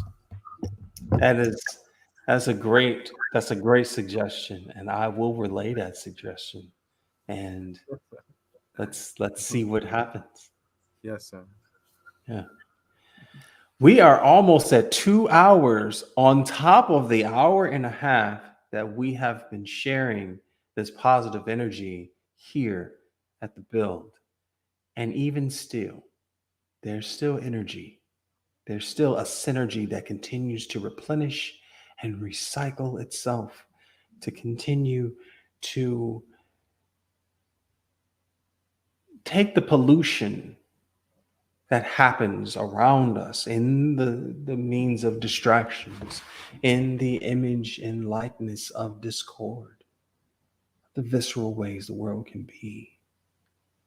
And if you are watching this right now, I want you to know that some of the greatest things, some of the greatest experiences of your life, you might not ever have planned them for yourself, but you manifested them in one moment. It could have been 5, 10, 20, 30 years. It could have been when you were a child. But they all come to pass for a reason. And you might live your whole life without even knowing what that reason is. But anything that is before the spectrum of science, I have come to learn is art. And art in its subjection can prove to be a very beautiful thing. That alone should be, hopefully, it shall be enough to convict those who have knowledge to come out, come forth, and share your knowledge. Share your knowledge with people of your evidence. Share your knowledge with people of what love is. Share your knowledge of positivity because the world needs it. There was, excuse me, there was a song.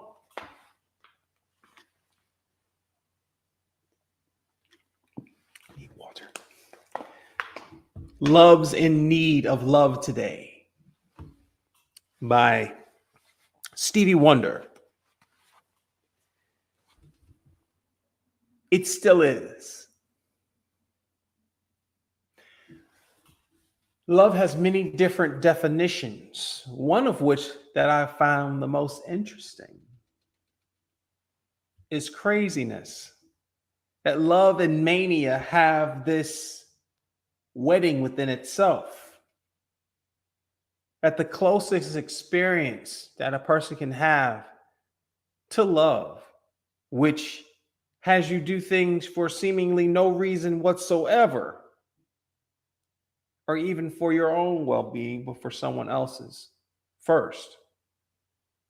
To be that giving has been in this existence synonymous with mania. I will take that to the astral. I am crazy about her. And it is perfectly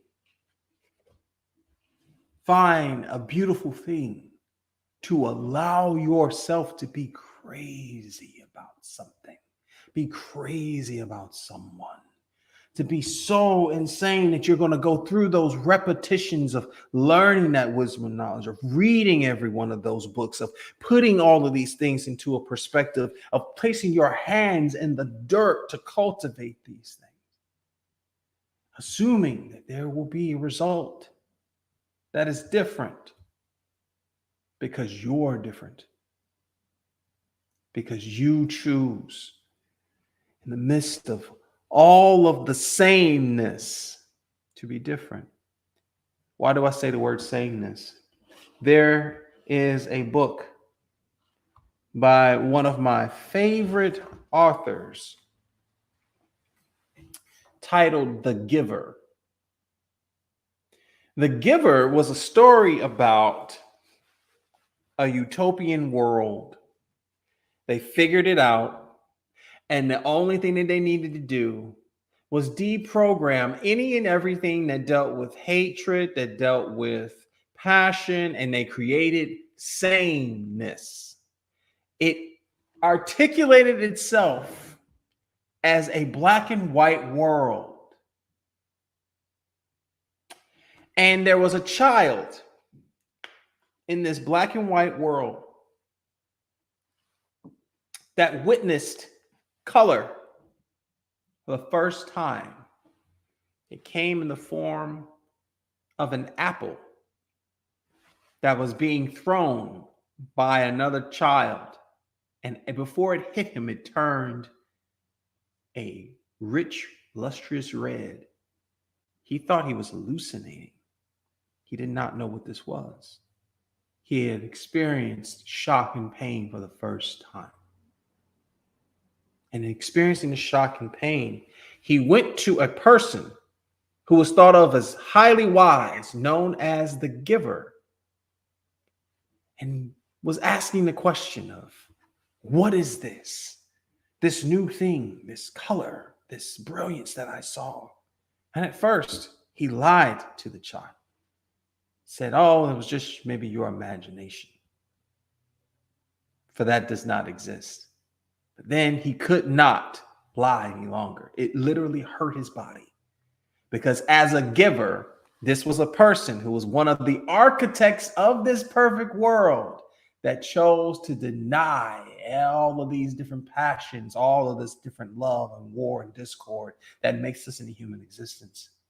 He was a person who knew these things and had seemingly taken them out and found someone that was going to be the new giver. He was growing old, arthritis hitting his hands and his joints deteriorating before him. And with each day, he would show in a lesson to this child how to be a giver, how to see more color in the world, how to see its passion, how to know where war originated from, what racism was, all of these things. But he would have to be sworn to secrecy that he could not share what he was being shown. He rebelled, and the world of sameness fought him, wanted to kill him. In the book, he escapes and gives to others.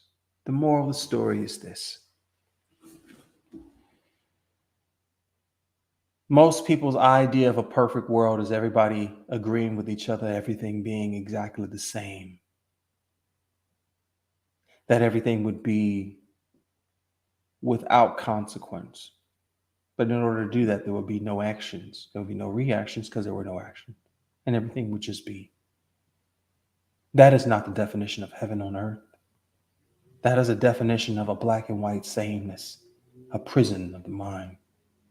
And that is the reason why we do not judge those who choose other colors, who do not choose other passions, because we understand that all of these colors, that even the light and the darkness calls forth a dimension in this experience. If we are truly to be able to say that in this human experience, we want to experience all of the parts of being human, we have the choice to pick our colors. We have a choice to pick our passions.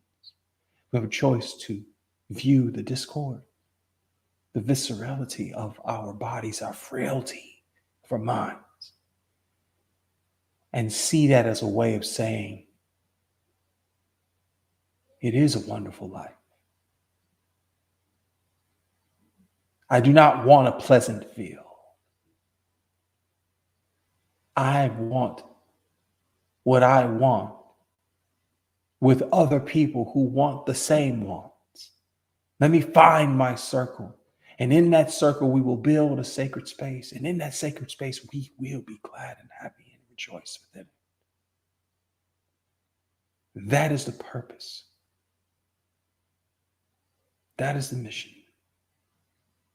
And I hope that you find your people, your joy, your building, your purpose as we have found ours. Without you, we could not be the same us because we are one. Those dimensions matter. They are very colorful, the opinions. Colorful can also be synonymous with raunchy, with dirty, with vain and vulgar. But we welcome it the same because that's what makes eloquent more eloquent. If we do not have a bottom, we cannot say we're looking up towards the top, despite the fact that there is or isn't a sky as a ceiling. I apologize for poeticizing and sermonizing the passions of my heart, but only a short bit. Part of me is so happily sorry, not sorry. Yeah, you're not being sorry, expressing eloquent words, brother. Definitely not. But if you heard, Brother Mike, now, from my perspective, when I read history, we saw how civilizations, how they decline and end up imploding. Only thing I have not got the opportunity to see is to see a civilization that do not decline. So that's why I'm yearning for a certain level of discipline and certain level of prowess and certain level of high piety to see if the universe will give the punishment to those like it gives the punishment to those who deviate from the initial idea. So that's my thing because I'm alive at this period, and you can read about stories about Kemet being good for 6 some thousand, 10,000 years. I haven't got the opportunity to see that. I haven't got the opportunity to be in an environment where I can pull money out of my pocket and see an African American face and buy a product with an African American face as currency. I never got the opportunity. I got a little opportunity around certain religious communities that when I was around them, that all the women and the wives they stayed upstairs in a different location, and all the men were around almost a 4 or 5 foot plate of food, and we all sat around that food eating with our hands, talking about scriptures and stuff, while the women were in their spaces. Because when I was in church, people hugged each other and all this kind of stuff, and I'm not into secret intentions. So when I was around another community, when how no matter what, if you were taking another woman who was not your wife or even the ladies themselves, without even conversation, you sit in the driver's seat while she sit in the back passenger seat. You see what I'm saying? So my thing is I saw other civilizations. I saw how we had people like Coretta Scott King all the way to a multi-billionaire Beyonce show her butt on stage. So I've seen degeneracy.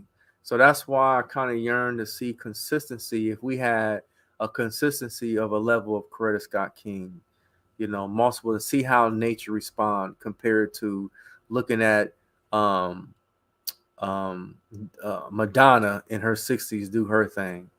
You see what I'm saying? So that's why I yearn correctness and polite, because the royal class, they did have a polite society, and it's very protected by unseen forces. I remember why I used to love those old 1800 movies when you had men of certain class that it was nonverbal communication that they respected, you know, and everything worked itself out. But they, no matter if they was rich or they were poor, they still was had dignity. They still had superior. They still was royalty, despite their physical environments was environments of peasants. And for some reason, they end up back in royalty because of the level of discipline, the level of cleanliness. And that's the thing about it. So that's why I want to get the opportunity, because I grew up in Skid Row. I grew up in the ghetto. So I experienced that. I experienced the booty shakers and the raunchiness. You know, I experienced what happened to them. But that's why at this age now, I look up and I look at girls, very young girls. It was one in particular I've been watching for years. She memorized the Holy Quran. She called it Hafiz. And now her other younger sister memorized the Quran, and she on YouTube with her father. And I'm watching because I want to see what kind of husband she find. You know what I mean? So I want to see those who on their own terms do right consistently without that flopping on this side, flopping on that side. Because God says a straight path. And all my life, I've seen the flops. I've seen individuals who enjoy forgiveness and things of that nature. But what about those who are born with the spark, like Mary in the Bible?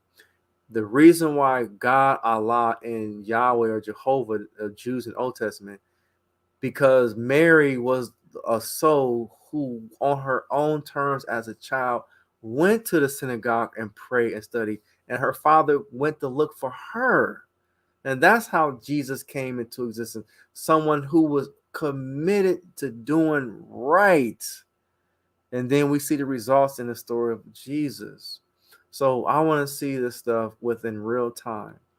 And that's what I'm being allowed to see. So this young girl, she's a teenager now. She's extremely beautiful. And I remember I watched some videos of she was around some young, handsome guys too. So I'm studying everything. But to me, that is what I want to experience. I want to see those who, despite being rich or poor, because I remember the brother minister said he was so poor he had holes in his shoes and he went to work. But they had 9 children. They were so poor they went to a restaurant. So when the restaurant threw out the food, they took the food to eat. But their house was clean. They still was dignified while being physically poor. Now they got a tremendous amount of money. So that's my yearning, is to see those who refuse to allow other people's experience and environment change them, who stay on the path. And I want to see how God and nature, because I study nature. I want to see how nature responds to them, compared to somebody who get cancer and who do something and then decide to do right. Because we see enough evidence. We got that written down. We got that story down packed. I became a Muslim after going to jail. You see what I'm saying?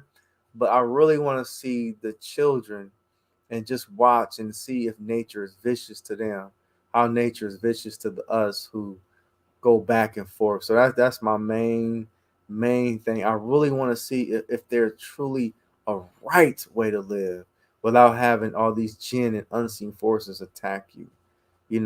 Really those who on my yacht or the ship who get to travel freely, like the true 33rd degree Mason who can travel freely, even in the spiritual world, who can bypass because of their righteousness, who really did it as a child. Yes, we saw the Buddha, but Buddha wasn't married. You see what I'm saying? So that's my thing, is I really honestly, because I do have friends who maintain being a virgin even in their 30s, but then they broke and did some stuff. But to see, like I said, we got all the other stuff, but I just want to see, like AC Green. AC Green. Now, AC Green NBA championships in the 90s. You get all the women you want, but he maintained being a virgin. Yes, he did. I I mean, like, I see stuff like that. Like, man, how? You know what I mean? That is, like I said, I'm not judging the others because Magic Johnson, they did their thing. But you see Magic Johnson's son, he's 7'12", and he, what I mean? He got all the stuff that Magic did in closed doors. But Mm-hmm. AC Green had a wife now, and see how their children naturally went out being poor. I want to see the promise. The promise. Yeah. Yeah, that promise is it is something that I wish was as guaranteed as we proclaim it to be. Yeah. I definitely do. Especially for certain people who are, and those certain people might not even be asking for those promises, but I want to root for them and see them have it anyway. I definitely do, especially for like Hafiz, for sure. Somebody that's that dedicated. Yeah. Oh my gosh, yeah, absolutely, man, absolutely. Um, I'll tell you this. I know, I know that those books behind Brother Eli have been read through. Have some of them might have the blemish of his own sweat of his thumb and finger going through these pages. And those books behind Brother Eli right there, there are some people on this planet that have not read those amount of books in 2 or 3 generations worth of their existence. I'm looking for Mother Teresa's diary. I don't know if I let somebody use it or not, because even Mother Teresa, when she wrote to the father, this is letters that she wrote to the father, and even in the letters, she didn't believe Jesus was with her, despite her doing her work. So a lot Right. of people, yeah. Has anyone that is watching right now have they seen Mother Teresa's feet? Right.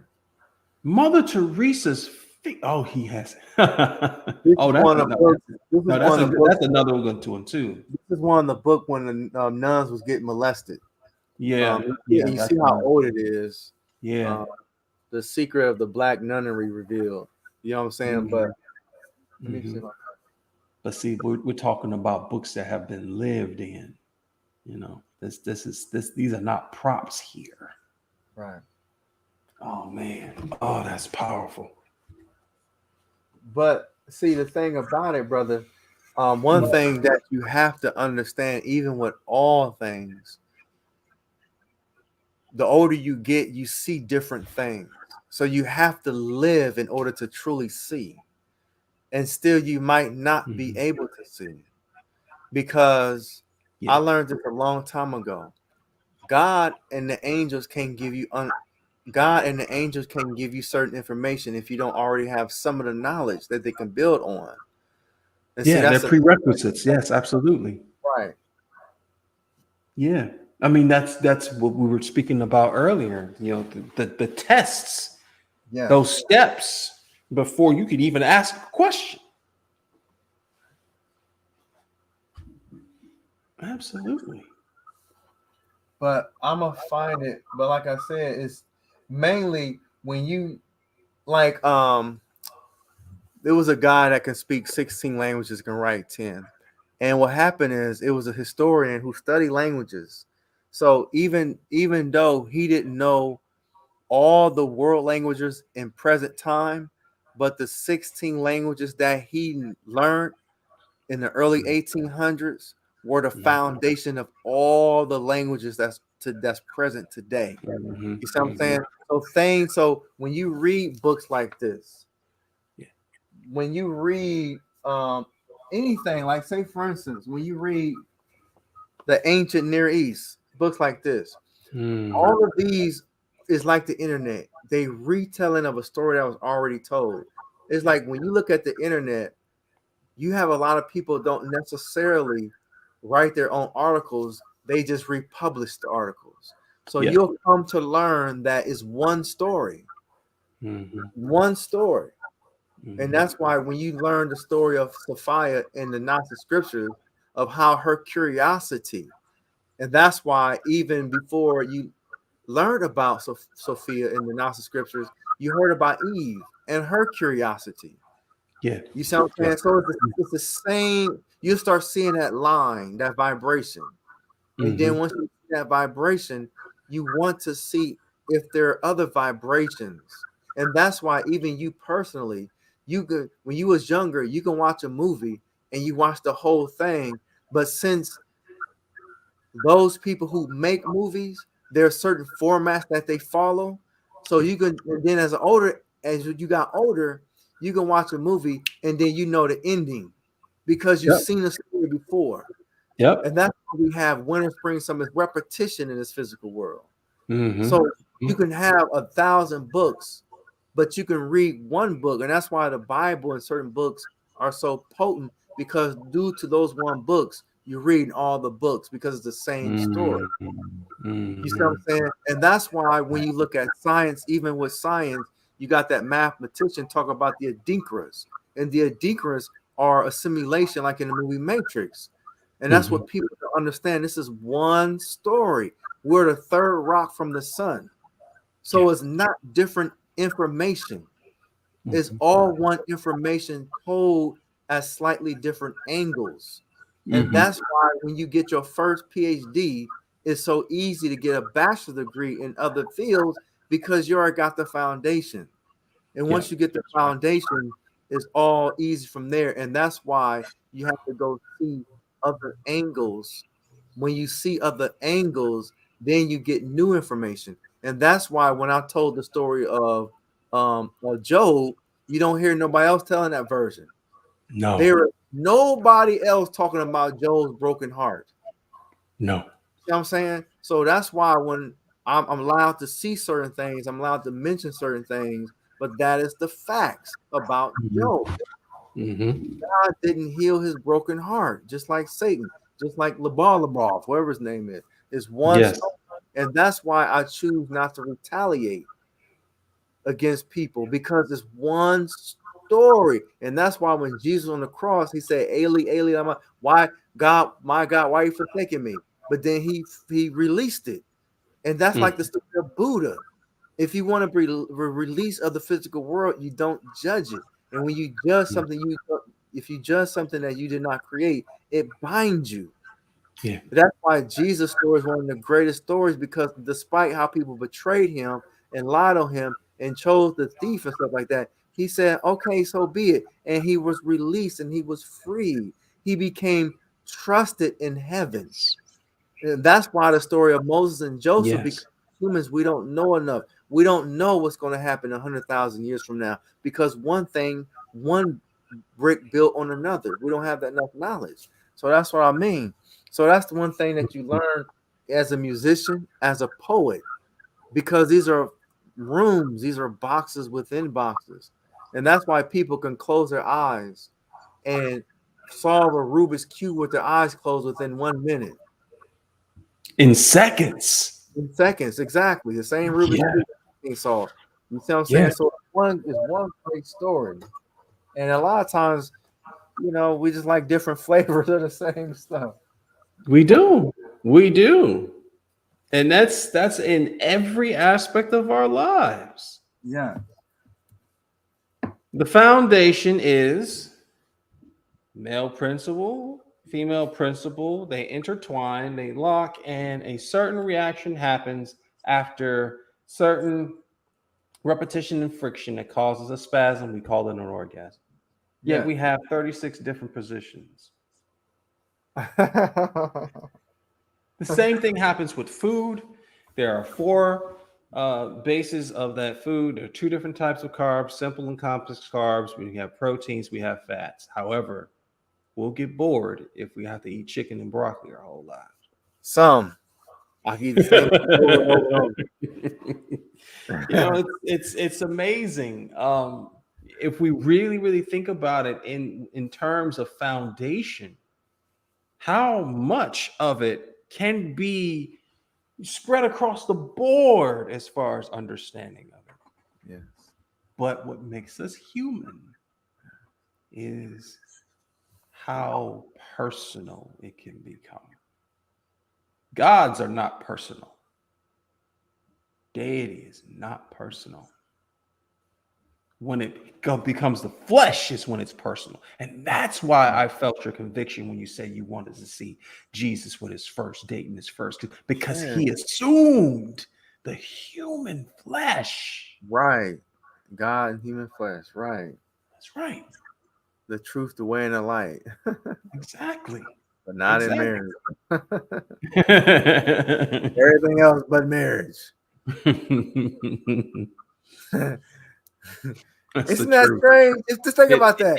All these Buddhas and all these spiritual people, it's like they teach everything, enlightenment and all this kind of stuff, but they don't teach a perfect union between a man and woman through an entire lifetime.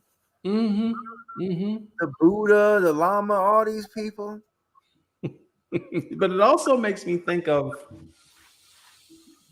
those people who, not even by choice, but by certain relative circumstances, they're not as attractive as the other guys.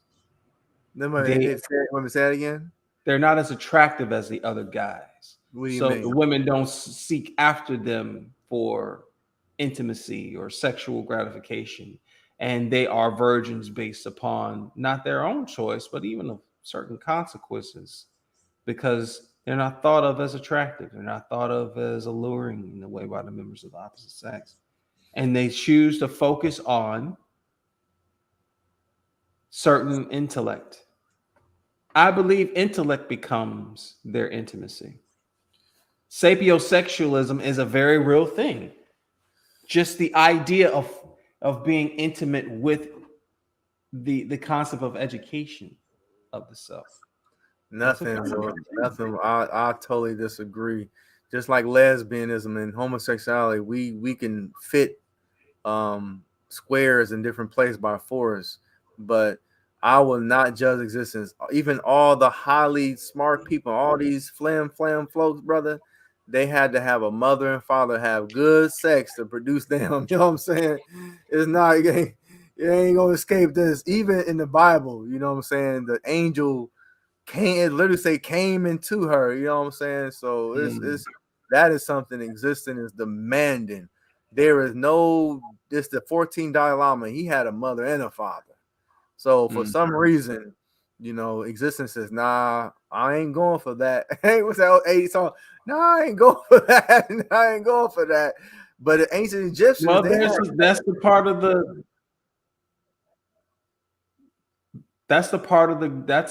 the reset, though.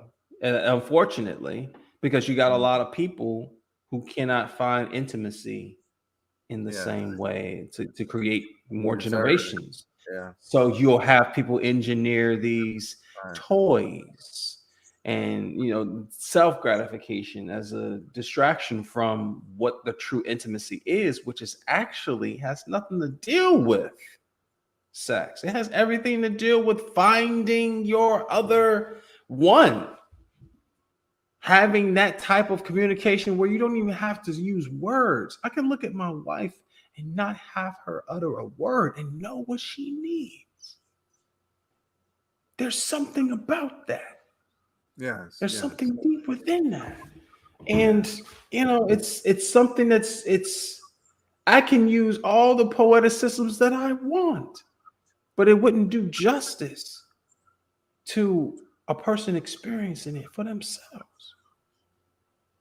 But part of the distraction is, the flip side of it's better to have loved than lost and never to have loved at all. And a person who is heartbreaking will call them an ever living lie because it hurts so much. The risk of being hurt is so great. Again, love is opposite of fear.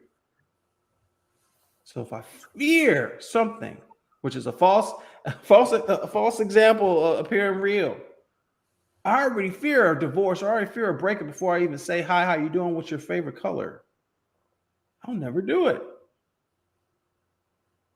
That's why it's so important to understand that one of our foundations is for people to not fear. No fear. You Now, know, I'm not brother, saying jump off of a building, but I'm saying not fear. Don't let it power over you for sure. brother, ju- just think about all of this existence. This thing is unbelievably intelligent. Yeah. How is it that it didn't get it right when it comes to marriage? And see, that's what I'm saying, because Mhm. it's not unfolding, because even in Egypt you had companionship. You had what I mean, they showed in their statues companionship, Yeah. the importance of it. Um, but just really sit back and think about it. Just really sit back how this thing is, because let's look at the toys that you speak about. Let's look at Hmm. the toys. Hmm. When I was a child, it was a movie called Weird Science, where two young teenagers created their own perfect girlfriend. So I remember that. the universe don't like voids. They have to be filled by something. And I've just seen so much. I remember, have you ever seen a coffee logo with a Mexican man and a donkey? Remember that old. Yes, I do. The Colombian, yes. Right, that was his girl. That was his wife. He had sex with her. And many years ago, I love the study. I remember watching this video of this teenager, and you can even watch Mexicans and things like that have sex with the animals and I like know. a normal day. Hmm. So I remember watching this teenager. He was very handsome, and his girlfriend was a chicken. And you can even see when he picked the chicken up, it had an indent. You know what I mean? And the chicken, it's when he was holding it and talking, you just Hmm. it saw it was something there. You know what I mean? His sister's like, I wish he'd get a girlfriend. But Mm. these may not be what an ideal relationship, because even when you marry your job or marry your career, Mm. all of them will give that up for true physical human companionship, which is honest and true and consistent. Even the guy that was smartest Caucasian man that was in a wheelchair, Hawkins, had a wife, had a couple wives. Stephen Hawking. Yeah. Mm. So the thing about it, I'm not saying that those who decide, all I'm saying is we got so many versions of those. We got so many books and literature about them. What about the books and literature of those who have done it, what was required for them to do? That's all I'm saying. There's an imbalance, it's not a balance. Um, Yeah. there's a brother that I work with at my second job, and he married his wife, and they both was virgins, and he's in his 60s. And so I do study them, and they have difficulties. I mean, his wife don't drive still, and he drives, and he older, so.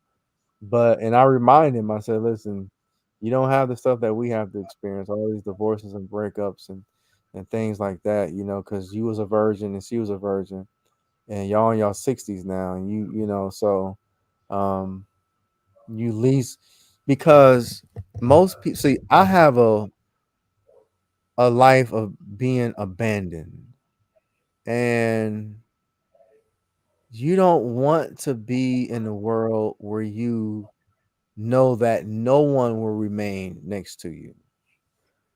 That type of experience um creates something that makes heaven cry.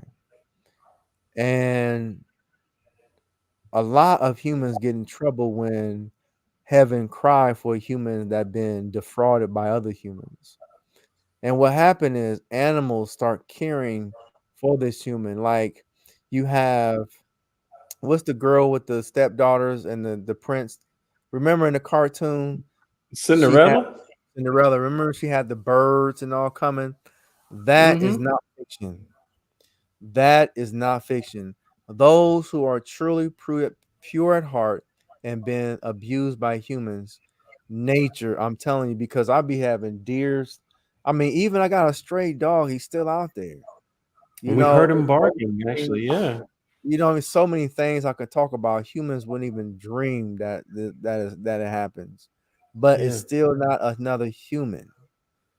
But Right. when you have heaven to cry, that is something that humans you really don't want to happen, because the Jews spoke about how to prevent another Adolf Hitler, or how to prevent another Satan. And when you have something that have a deep love and been denied, and they have to suffer for long periods of time, heaven and earth will get out the way while they destroy you. And see, that's Mm-hmm. why Satan is not even destroyed, because Satan loved God so much. He loved God so much, and that's why God don't destroy Satan from a basic Christian perspective. Because you have to ask the question, why do Satan still exist?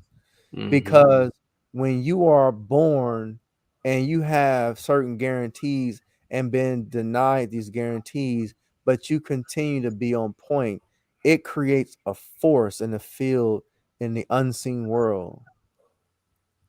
And see, that creates an imbalance in the unseen world, because while this thing is committed to it, but it's being denied, then that's why people have to die to make room for the one who been denied.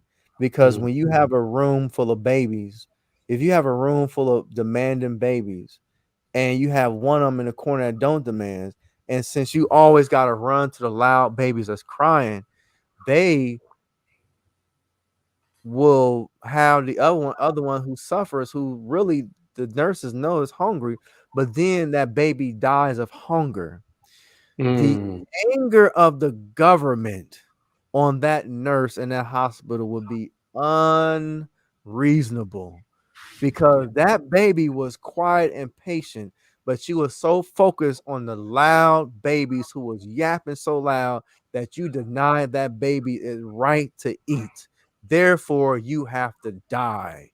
And that's why mass death is so important, because humans are too demanding. When you have other humans who being respectful as they was told to be respectful and gentle, but they are denied into death, and then that soul have to go back to heaven being unfulfilled. And when they investigate that person's life and they seen they did whatever they did was right, but the other humans who were blessed by the angelic forces deny that one is right, then it is trouble when the hierarchy discover this.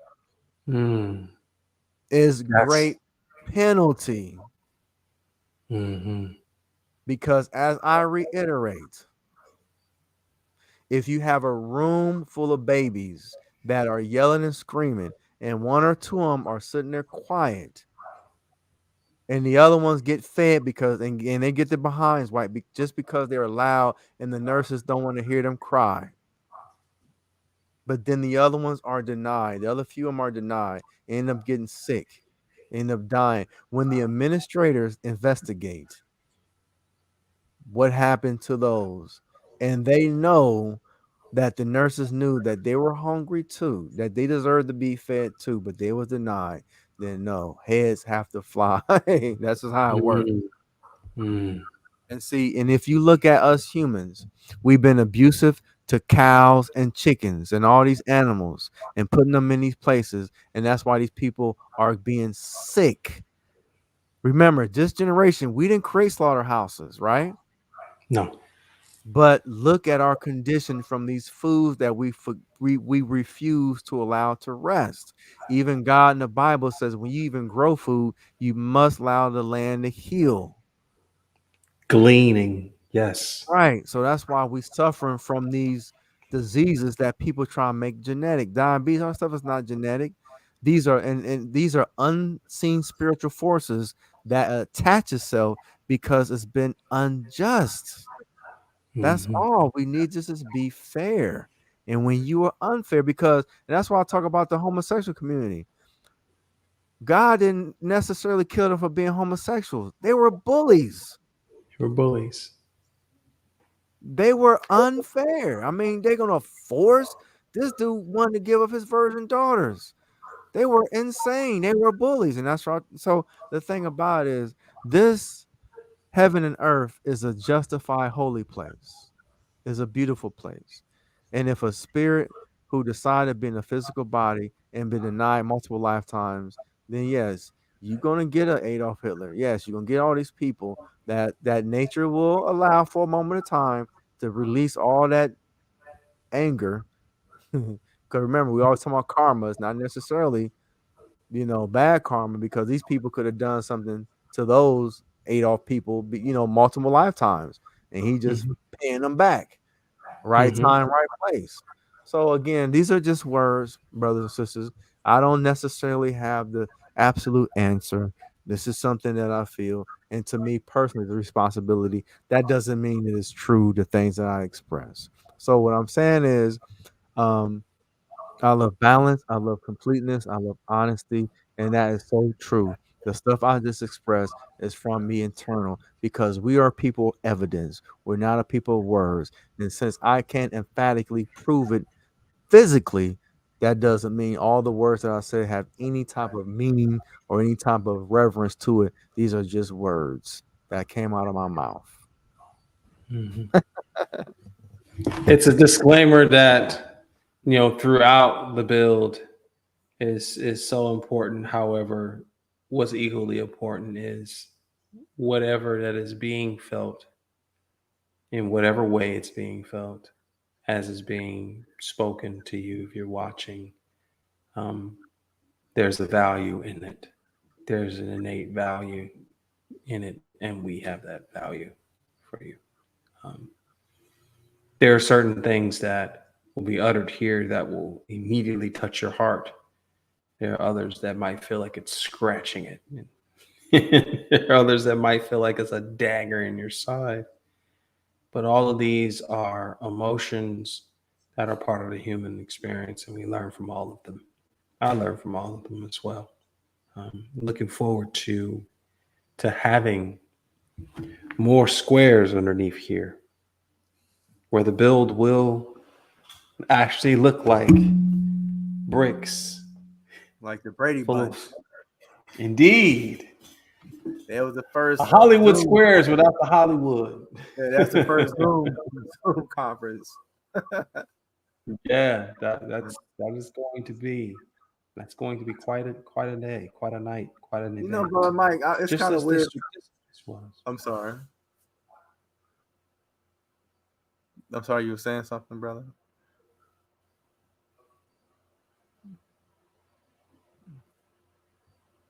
Okay, I'm sorry. You was cutting out for a second.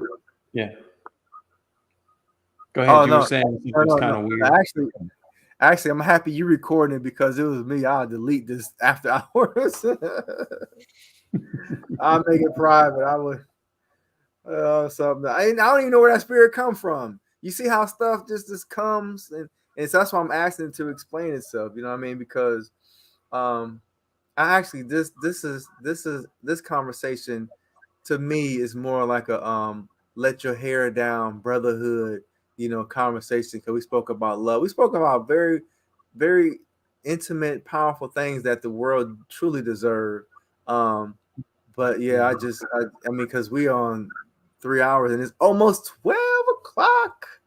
I get to have some food, and it's kind of funny. I only eat like noodles. I Hmm. mean, I have some, and I eat a little bit of fake meat. The fake meat with some hot sauce, and I eat Hmm. bowl of cereal. I mean, that's been my diet. That's been my not diet, but you know what I consume, and I also have the smoothies. Even drink the smoothies, but boy, I'm so because get that soup, that flavor, and you just You Yeah, know, I yeah. mean, like I said, I love and see when you fast, boy, you love food. It's like you love the things even more. That taste and that quality. And see, that's what it's crazy, brother Mike. This is one thing that this video is showing. Despite that the level of discipline and all that kind of stuff that God allowed me to do, you see, I'm just like everybody else. Yes. Man, I'm just and that's why I love the camera because all these superstars they showing that they're just like everybody else. All of us, Jesus, the righteous God, we all are the same. And that's one thing I Mhm. do appreciate this situation because I'm telling you, brother, good food, and I'm a tourist too. Good food and love. So I guess it's being a tourist. And I think he was born in March, right? Wasn't you born in March? Brother Mike, I think you I'm a froze up a little. Pisces. Yes. March the 6th, Yeah, 1980. I'm a yeah, Pisces. Yep, y'all absolutely. oh, well, yeah, my father was born March St. Patrick's Day, you know. Uh-huh. Yeah, yeah, yeah, Yeah, yeah, yeah. St. Patrick's Day. Amel LaRue, like I say, even the little gentleman, he was born March 8th, so but Oh yeah, wow, I everybody got didn't the know it was that close to my same birthday. yeah, March yeah, 8th. yeah. Little gentleman. Yeah. I'll be trying to get him to, find one or two things to tackle because your personality is y'all personality literally is made for people. It's like not all the time though, because Mm. I think especially dealing with the little one and my dad and other stuff is that y'all need to have a certain way when it comes to people. They just can't be any old way. That they annoy you guys to the point, but y'all can't get away from them. Y'all love the Yeah. people, but they are annoying at the same time. It's like, They no, are. gotta They do it are. this way, but come here. Don't go away. Come here. But no, come here. No. It's like they don't know what to do. You reject me, you want me here, you reject me. That is literally the 40 hours a week in healthcare that as soon as I put my scrubs on, that is exactly what that my life is. Oh gosh, that is so true. And for the record, yeah, the stole, even with a prayer in between the technical difficulties, did indeed come off. So yeah, our hair is down. Oh, okay, okay, yes, sir. Yes, Yeah, sir. absolutely. Oh, it's not, like I said, this is all a blessing, brother. It's all a blessing. And again, Mhm. brothers and sisters, if Brother Mike do keep this on for you guys, we hope you get allowed to see we still have decorum. We still have respect for each other's opinion. See, even though I'm more laid back in the chair and looking up, but if you see, I still have a level of respect and honor for this space. Um, so you still see, even when we have our hair down, going on since let me see, 7, 8, 9, 10, 11 for 5 hours straight, you get to see that if you hung out 5 hours straight, this is some tough stuff that we're doing. Sitting in one space, not eating, and things of that nature. You see, right, Brother Mike did have a cup of water here and there. But if you Mm, see, this is since 7 p.m. And right yeah. now it's 11, almost 11:30 p.m.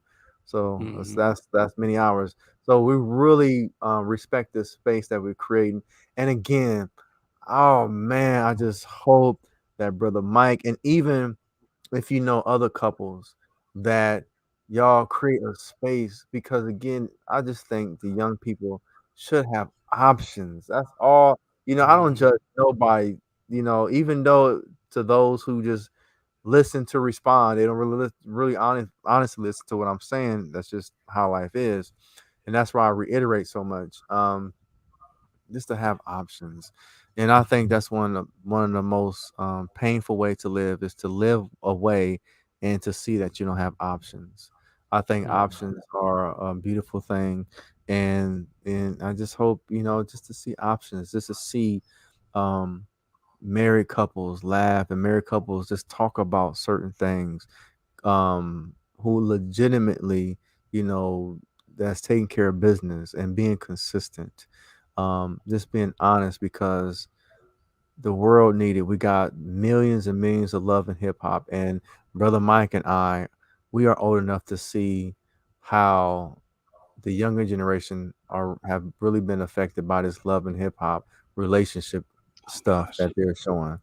Because again, that's out in the forefront, and we should have, and that's why I think Barack Obama and Michelle Obama was such a beautiful experience, because despite their challenges, that is known, they still had a certain level of decorum. Even how disrespectful the two daughters then got, with the weed and all that kind of Mhm. stuff. Those two are representing a certain level of what of what we all consider what was respectable. Is to see, Mhm. because man, brother, love is such a beautiful thing. Even the disappointment in love, but just knowing that people don't give up when they've been dissatisfied in situations, because again, the earth even got a wobble to it. You know what I mean? Mhm. So there's certain things, but just seeing that commitment, being committed, and that's why they say in all marriages, you must have goals. Y'all must be working towards goals, and it must Yeah. be a common goal, because the only thing that's greater than physical sex is when you have, look at Beyonce and Jay-Z, when they had a vision, and then they say, look, we made it. We can't believe we did it. That is one of the highest levels of intercourse between a man and a woman, to have the vision and go through the struggles and the arguments and disappointments and all the flim flam, but still see that goal manifest. That is such an honorable thing, with the Jay-Z's and the Beyoncé's and the Michelle Obamas and Barack Obamas and things like that. Beautiful. I have one thing to add in regards to that because it really made me think about, you know, 13 years is not a real long time for some people in my generation and generation uh, ahead of me. They've been together 50 plus years, 60 years, half their lives, almost their entire lives. So 13 years compared to that is nothing. But the way that I think about marriage now,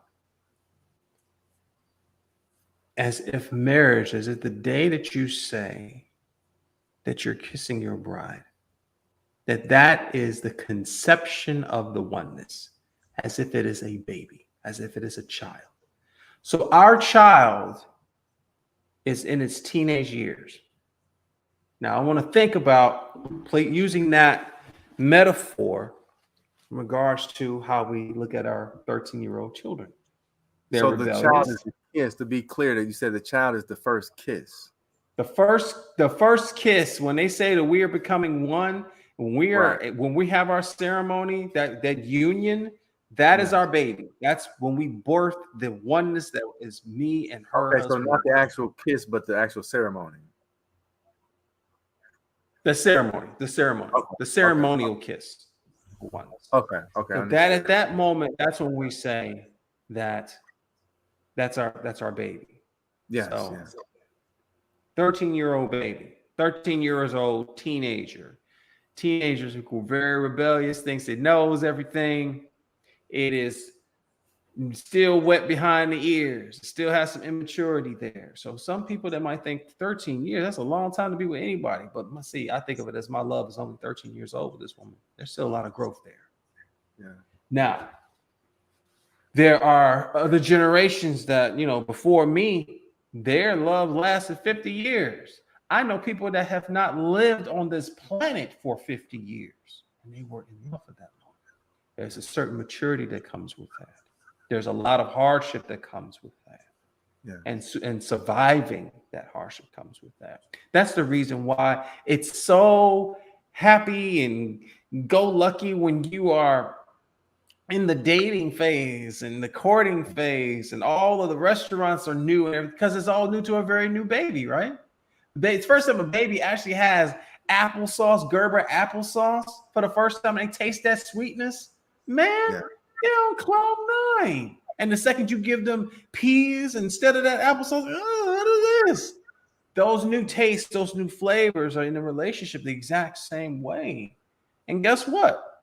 There's a moment where that boo-boo actually gonna start to smell when it's an infant. Same thing happens. Our first set of arguments, our first set of disagreements. After a while, it's wait a minute. I don't like how that smell. I don't like what kind of energy you're placing there.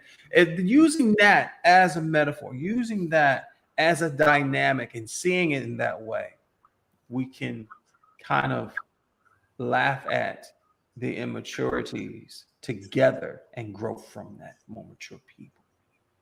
I think that, people who are in a generation where I've actually married people together and they last maybe 2, 3, 4 years, and now they're separated, not quite divorced, but they're separated. In the beginning, I used to think that was actually, I would take that on as if it was my fault, as if I put on their union some of the wrong energy, some bad juju or something. But I've learned in my maturity that what it is they wanted a baby and not a child. Let me explain what I mean by that. There are people, baby mamas, I want me a baby. I want a baby. I want to be able to feed it. I want to have it completely dependent on me. I want to be able to make it go to sleep and hold on and cuddle it like it is a toy. But the second that maturity has to be put into the equation, the second that boo-boo starts to stain, the second that baby is crying to the point where it is not letting you sleep, or is waking up at different times of the hours of the night where it's not allowing you to rest, that's when there's a problem, because that is the development of a child. Then you wanted a baby, you wanted a toy, you wanted the experience of something that was a girl or a boy in a very minute example of it. You didn't want the development. So when you ask for a union, think of it as if you're having a child and you're going to develop together as that child. And I tell you what, when my marriage turns 21, when my marriage turns 30, when my marriage turns 50, that's what that golden is. I might buy a ring then. But right now, I'm just glad we got these diapers. I'm just glad that we got the food that we have to keep the baby growing. I'm just glad that we're able to be in that moment together where that cuttlefish feels a certain way.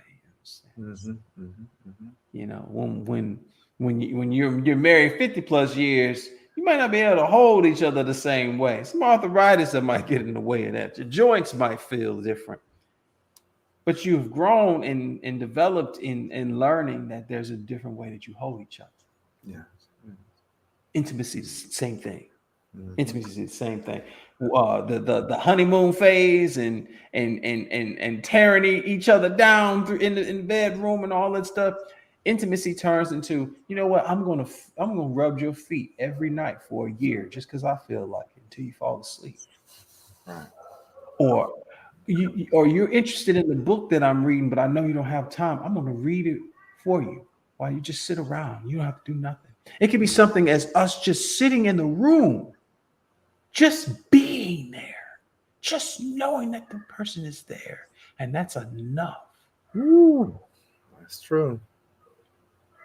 I never thought I would feel that way for anyone. I thought it had to be I'm going to have sex a certain amount of times a month. I'm going to have a certain type of food. I'm going to have a certain type of, no. It all develops and changes in a way that was so surreal. Something as simple as I will go into a room and just sit by my wife while she is balancing our books. Right. And I'm content. Something so simple can be that intimate. You find someone like that, or that someone finds you, because it can happen both ways. We live in this world where it can happen both ways. When that happens, when I say let no man put asunder, oh, I mean that thing. I mean it. Because you fought hard for it. Right. And that's one of those that's one of those rewards. It's not guaranteed, but that's one of those rewards. It's interesting how attractive a focused man can be versus one that's in all of its distractions. I'll give you another example. Even though I did not have a wedding ring, the fact that I had the mentality of a married man dedicated to a woman, every woman out of the woodwork came out of nowhere when I was single, and I thought singularly, they were nowhere to be found. But the moment that I was dedicated, the distractions all come out of the woodworks Yes. to try you, to test you. I believe that what happens for those who are single, maybe even their entire lives, who are virgins for long periods of time, is because there are women who believe, based upon their dedication to something totally different, that's not even another human being, that they're already taken. And they're in fear of interfering. I believe there have been many of virtuous women who have seen the image and likeness of virtuous men, and out of fear of knowing he's got to already be taken, they didn't make the first utterance. That's why, again, I'll say that the opposite of love is fear.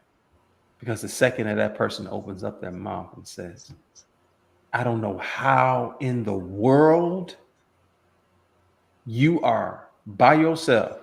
I just want to make sure that you are not that way no more. And you say, well, I'm surprised that you even had the wherewithal to come forward, because I thought you were taken too. Man, come on, man. I didn't know what my wife looked like for the first 3 months that we were courting, because everything was done online. I was homeless in New York City, and she was hurting in Annapolis, Maryland. I fell in love with her mind first. But when I saw the picture and I saw that her locks were in a wrap that was encased in what could only be thought of as a silken crown, I said, what am I to this queen? I don't deserve her. But there was a part of me that said, I'm not going to fear. Even though I had nothing, I stepped forward. And here we are. If you're watching and you are a person who some people might think of as intellectually intimidating, as so convicting that there's no way that you are single and you don't want to be that anymore, I would say that it's time to step up and step out once in a while and say, no matter what happens, I'm going to take my shot and not wait for someone else to make the first utterance. The only thing that we have to fear is fear itself. Fear is false examples of proven real. If we undo that, then we only do one of two things. Either we take a W, a win, or an L, not a loss, but a lesson. I deeply believe that everyone, even those that we consider are the bad guys, has someone as their one. I believe that. I believe that. Even if only my example of that belief being that I at one time thought I did not belong with anyone until I met her. That I didn't deserve anyone until I met her. And you're talking to a person who has shared this with his second wife. My first wife, I tried to go the traditional way, buying the 2 carat diamond ring and all of these other things, not knowing the true meaning. But take the chance. I know it's could be done with trepidation and even fear, but it's worth it. And if I'm proof of that, me, a homeless man of 8 states, can find the ninth with her and be with her as long as I have. Number 9. Born 13 years. And Brother Mike, you said something about knowing that your wife is just there. I work, well, I know someone who been married for a long time, and they expressed to me, because she just recently passed away, and he started having tremendous amount of problems because every time you look over to that spot, there's no one there. So I do understand that power. That is some power, because like I said, I literally know somebody that having difficulties with that transition. Even when they deal with mothers and when their children go off to college, it's with empty nester syndrome and stuff. So yeah, it's a lot of levels that we have to enjoy in this life. Yes, it is. Yes, it is. But again, we see in 3 dimensions. We exist in way deeper dimensions than that. So, that said, and try to dare yourself to explore those other dimensions. There's a reward there too. There's a certain level of that wholeness that even though you'll find yourself as the only person in the room, and even though you may long for another human in that experience, you will come to terms with one unalienable truth. You are not alone.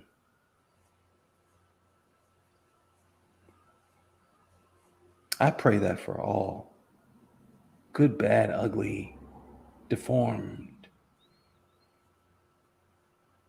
misguided, darkened minds. Worst thing you could ever be is alone, lonely. Start to see that you're not alone.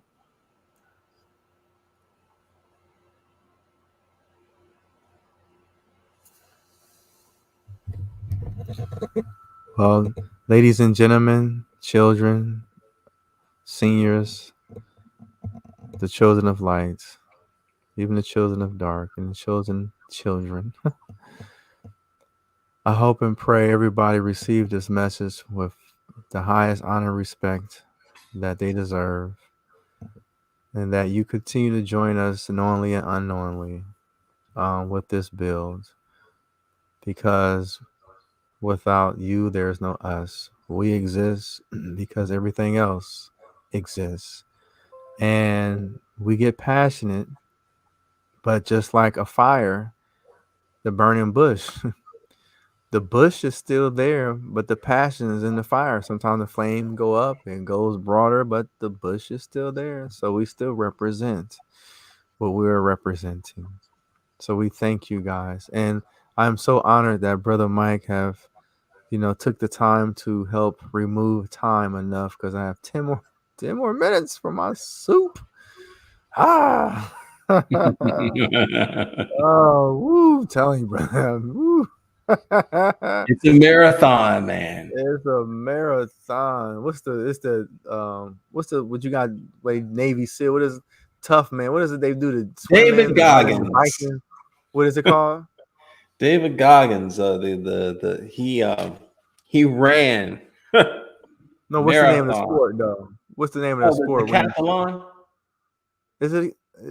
is when you go swimming for certain miles, you go jogging, then you Yes. go cycling. Okay, Yes. this is the Iron Man or something like that. Yeah. Something, yeah, Iron Man. Iron Man. Sorry. yeah, Iron yeah, Man. yeah. Yes. So, Yes.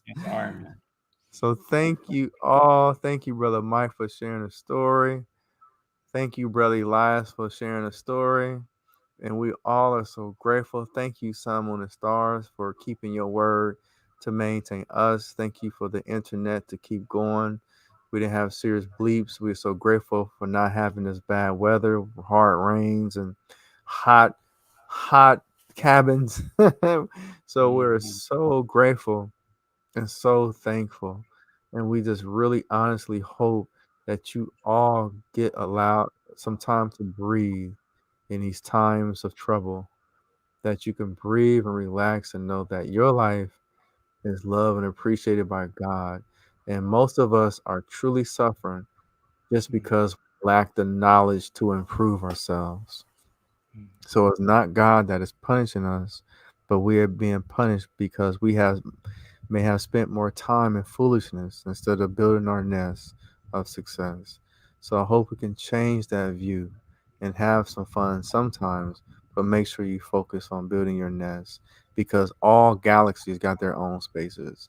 And if all galaxies have their own spaces, as human beings, we have to have our own nest for ourselves.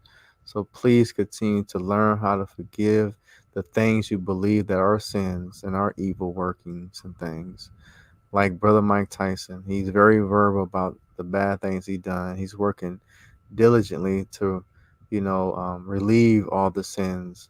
To give an example, you have You God from the Wu-Tang Clan. On the interview, he said that Mike Tyson robbed his mother, robbed of her earrings. And doing another interview, Mike Tyson heard about that and he apologized and said he do have the money now to return her earrings. So redemption is a beautiful thing. Love is a beautiful thing. On this side, we do love discipline, which is painful, but we love, honesty, we love food, we love colors, we love laughing, we love being like children again because Jesus says in order to enter the kingdom, must be a child again. So we are children. We love to giggle. We love to have our hair down, while we be disciplined at the same time. So we're showing the examples of what was considered a polite society.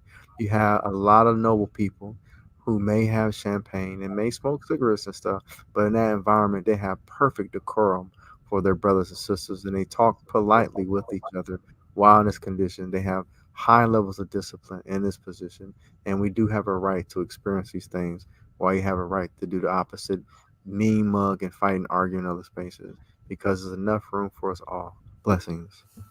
Blessings. Blessings. Blessings.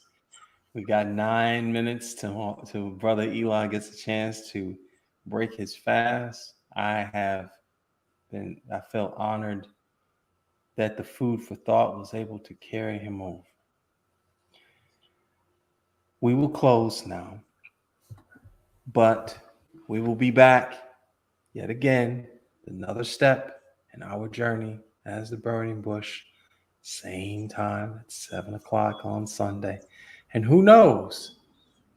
We might end up having another after hours. We don't know. But the thing is, the togetherness and the foundation, above all things, is the mission. Many blessings, y'all. Many blessings.